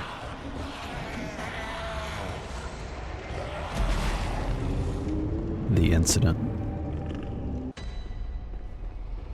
Super painful even to watch back, and then of course on the way back through I get hit again by a random enemy.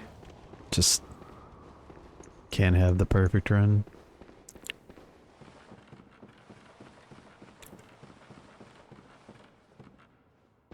Alright, and so I had very specific pellets mapped out for the rest of this run, but now that I died, I now have 1 less pellet to use, so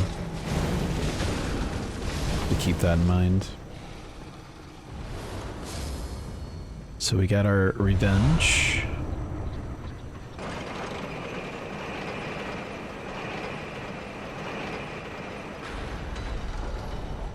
Alright, off to layer 2. So the final layer of Ailing Loran has the aberrant beast, but also layer 2 of lower Loran has another aberrant beast. So let's go unlock the first, or pull the first lever for this guy.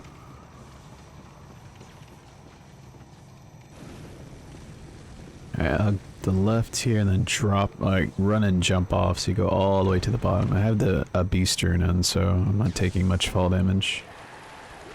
This is another lever I can quit out at.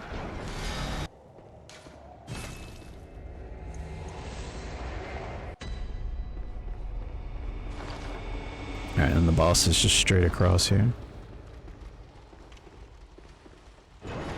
I was messing around with a extended cleaver opener, but It seems easier just to do it like this in case it doesn't go perfectly well. I'll just keep my cleaver as normal. Alright, so I open the door first, then I paper, pellet, lock on, dash L1, dash L1, R1, dash L1. Getting some good meter build up here. I don't know why I dashed there, honestly. Dash that. A lot of dashing here. Kind of a trolley backstep. I just go for the visceral just to play it safe there. It's a little bit slower in that instance, but it's okay. Alright, so we're done with Aberrant Beast for the rest of the run, which is nice. Alright, off to layer 3.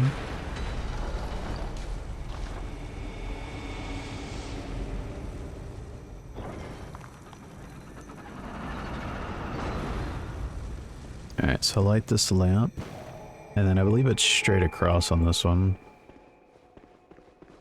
Yeah, this is up the circular stairs. All the way, there's like one door here to my right, but you go all the way to the end door here, and then go to the right side. Wait, no, straight across. I took the wrong turn there. Well, even in the replay, I did it the same way in my head. I was actually curious in the moment though. I was like, why am I going right here? I think it's straight across. And then I just bought into it. I tricked myself.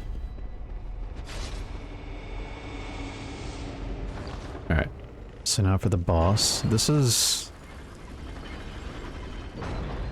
a scripted fight, but it's incredibly difficult to execute. Especially in a 4 hours into the run.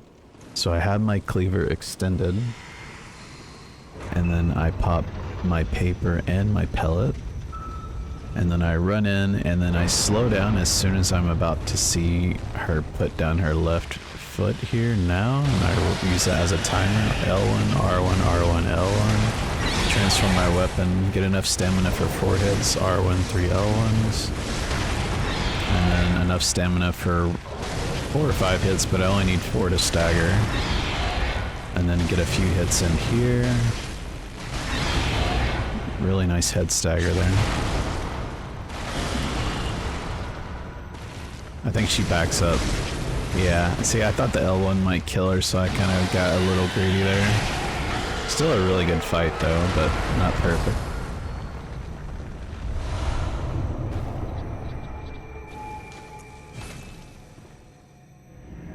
Alright, so lower Loran is done. I had a death there, obviously, to the first boss.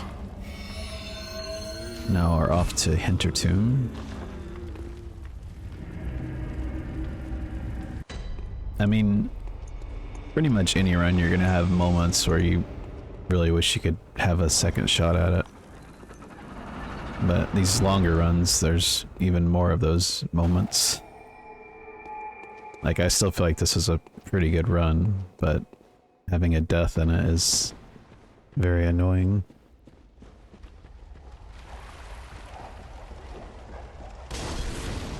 Alright, so up this ladder. Of course, I'm getting hit by everything. And there's a crazy enemy here in my face, because I took too long. Alright, I think this is one where I need... Yeah, this is one of the weird levers where I need to get behind it in order to quit out. Alright. Alright, then to the right side, I believe this is the pig fight.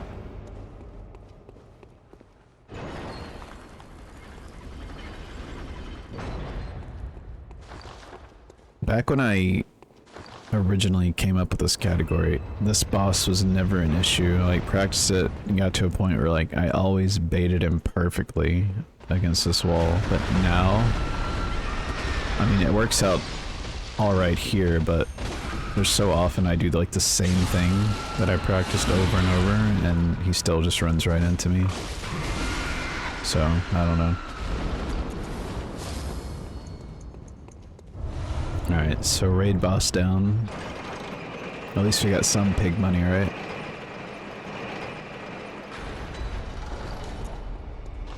Some pig money chump change. Alright, off to layer 2. Alright, light this lamp. And then another circular staircase to wrap.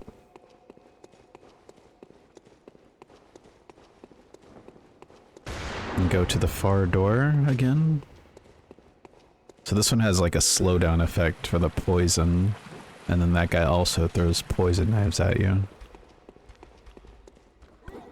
So you have to watch, he's still going to be throwing them at me from behind, so you have to watch out for that, and then get past this guy and drop off to the left side. Roll through this slowdown effect, and then go here to the left, and sprint through, and just do the normal quit out for this lever.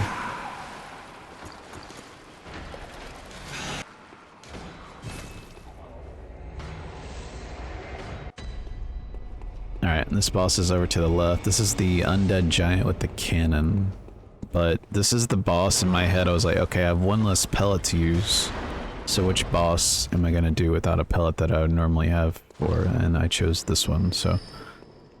he's going to take a little bit longer to kill. But he's a pretty easy boss.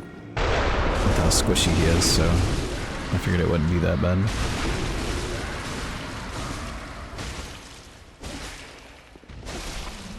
Just R1 spam. Really not that much slower than using a pellet. Maybe a few seconds. Alright, off to the final layer of Hintertomb. Which I believe this chalice ends with BSB fight, which is a really squishy version of BSB. So super easy.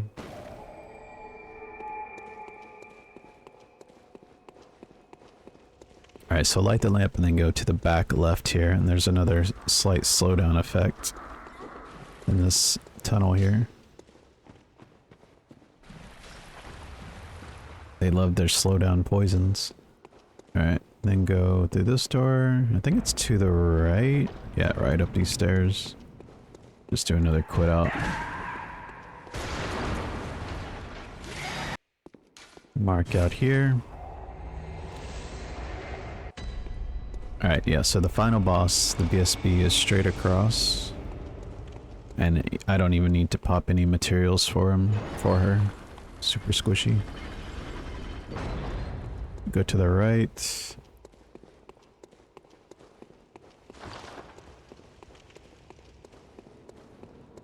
That's the only, like, a weird thing in this for first playthrough would be just the arena being the slowdown.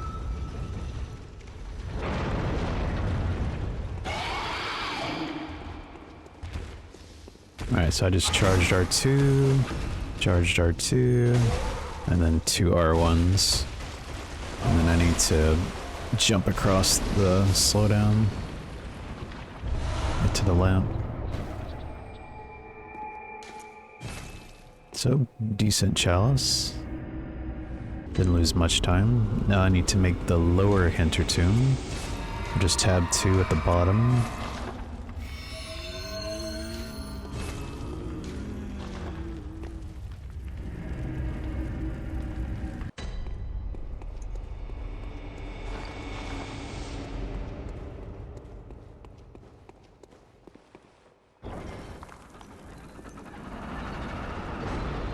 I definitely remember the second boss in this chalice.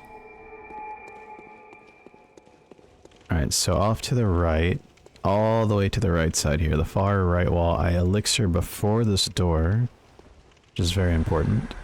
Otherwise these guys at the top of this ladder coming up can be a huge issue, because they both have guns. Alright, so with the elixir already active, I can more or less run straight past them. I just dodged the insanely fast bullet. Then down here, to the left. Put out at the lever as usual. I actually can't remember this first fight. What is this?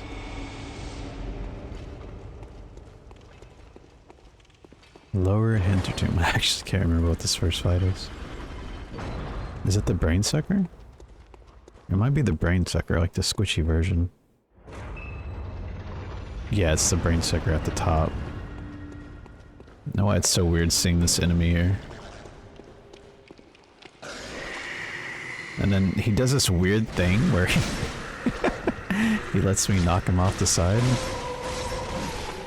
And then I almost get grabbed. Very strange fight.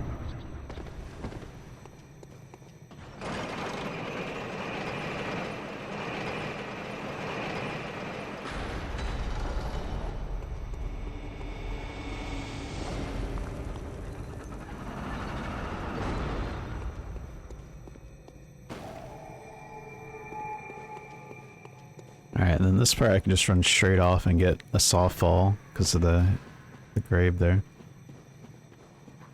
Then up the ladder. And then kind of continue straight through, and there's an enemy here that I'm gonna have to two-shot to get past. So they inconveniently stop right in the doorway. And then up these stairs through the closed door. And then straight across.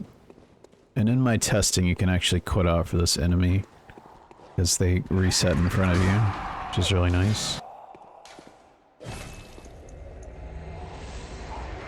Alright, now one of the most fun fights in the entire run. So I like to extend my cleaver for certain NPC fights, so I can do a sort of jumping attack.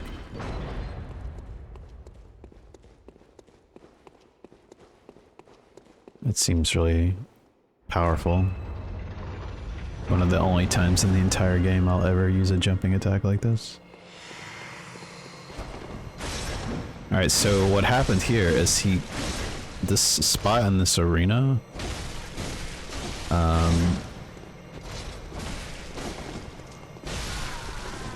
the NPCs like to sort of derp out on this side.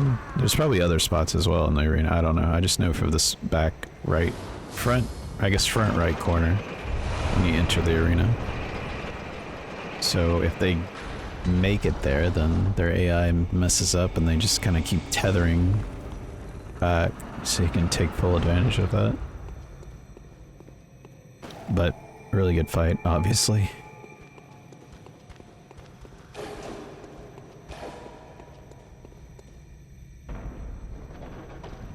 Alright, so there's a ladder to the right side here in the dark. And then head to the left.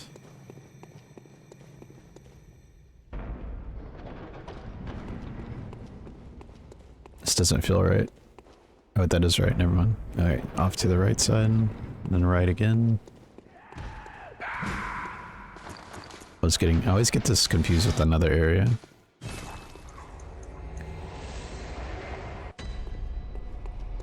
Okay, and then the boss is over to the right side.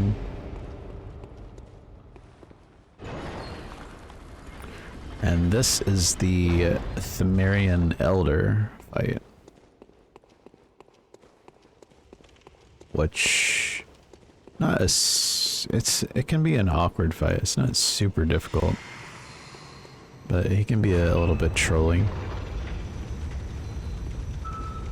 So I opt to pellet before the door, and for a timing, sometimes I'll use a paper there as well, like just after. But he gave me a good opener here.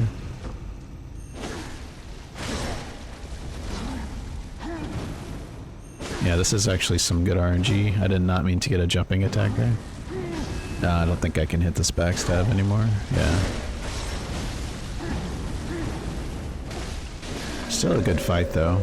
I mean, a little bit of slop here and there, but that's good for a PB fight.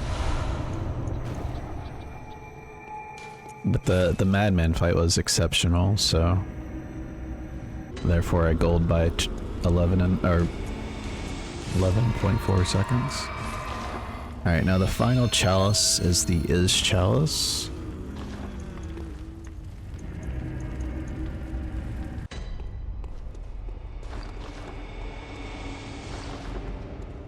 this first one here, I don't have to use an elixir, but I opt to because I have to wait for the boulder anyway. So light this lamp, go through this door. Oh wait, this is the layer, oh this is the backtrack one. I think the one I'm talking about is layer 3 with Abritus, never mind. I'm misremembering. I'm not looking at my notes right now, which are obviously very useful for me in these runs. There's a lot to remember. I usually don't quit out for this guy. Just get to the opposite side of the lever and respond to whatever he does. Alright, so this first boss is the brain sucker, I believe. So I only have 3 pellets left, so I have to make them count.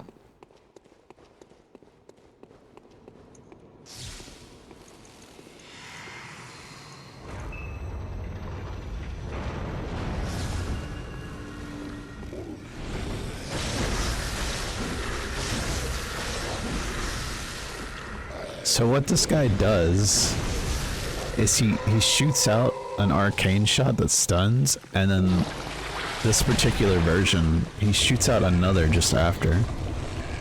So I was so confused for so long as to how I was getting stunned there. It's like an after shot. And then he instantly does that with like 20 HP. And I'm gonna die if he grabs me there, so I have to quit out and reset the fight. And now I don't have a pellet. So yeah, some very just exceptionally irritating situations happen in this run.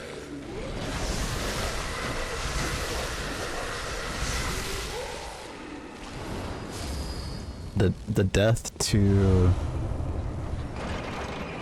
the Silver Beast boss and then having to restart that one altogether probably cost me a minute and a half, I would guess.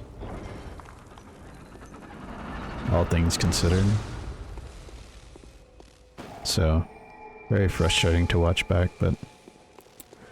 Alright, now here, go to the left side. And then wrap these stairs. I believe this is the open doorway that I hug the left side to the next closed door. Yeah, so through here, hard left.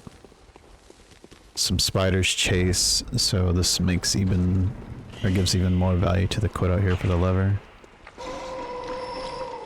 And this is when I think in my testing I couldn't quit out at flush, so I had to roll away to quit out. Alright, and now off to the boss, straight across to the opposite side. And this is the emissary fight. It's just a singular emissary, the big version. And something neat about this fight is every 4 hits you stagger. So you use that to your advantage when they're summoning the lasers.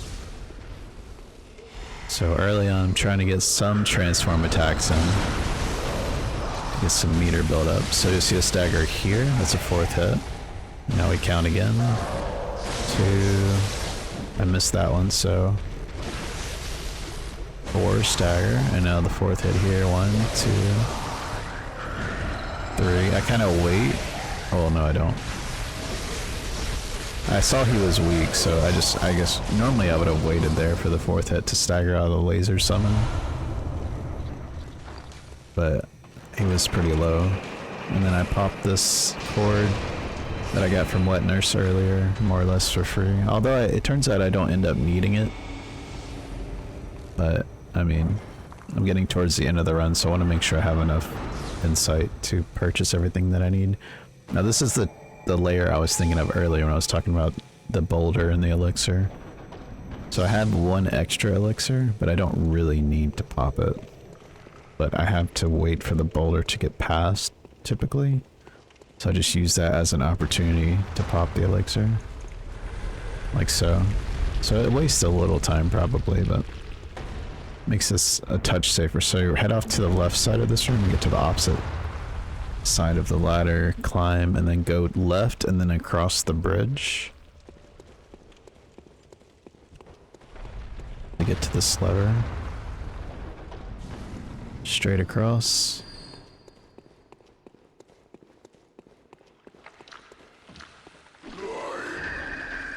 Oh yeah, this part's weird. Thought I was gonna be able to mark out for free. Those dudes love grabbing you. Alright, and for the final boss, which is to the left here.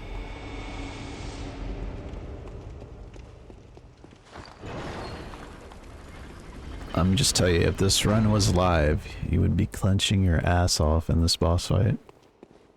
Much like I did on the day I got this PB.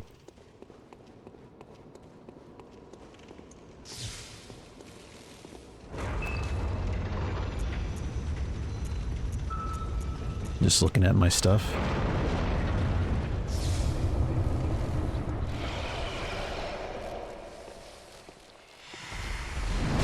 Of course she does the opening charge. We're trying to get some transform attacks from meter. I was greedy there. I was so greedy there. And I get stuck behind her.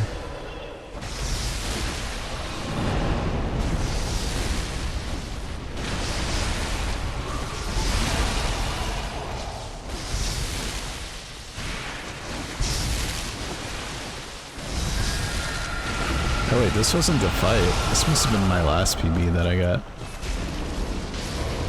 The super scary hit for like 80% of my health. This is actually an okay fight. I'm misremembering. So you can see my splits, the time lost from the death, and then this last chalice, the time lost from the retry on that boss.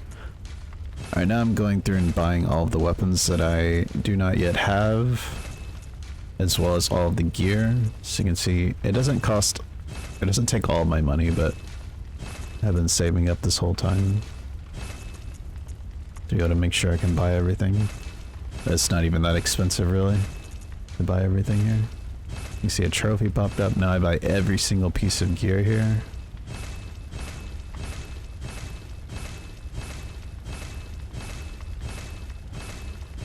Then I still end up having like 1,000,000 something left.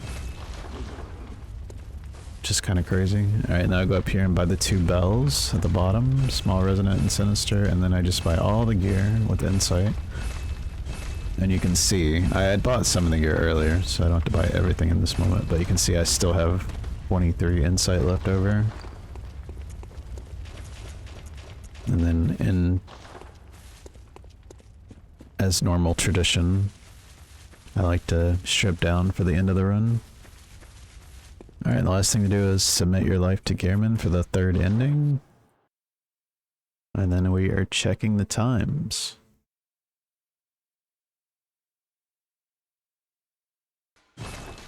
And it's done. 4:13:39.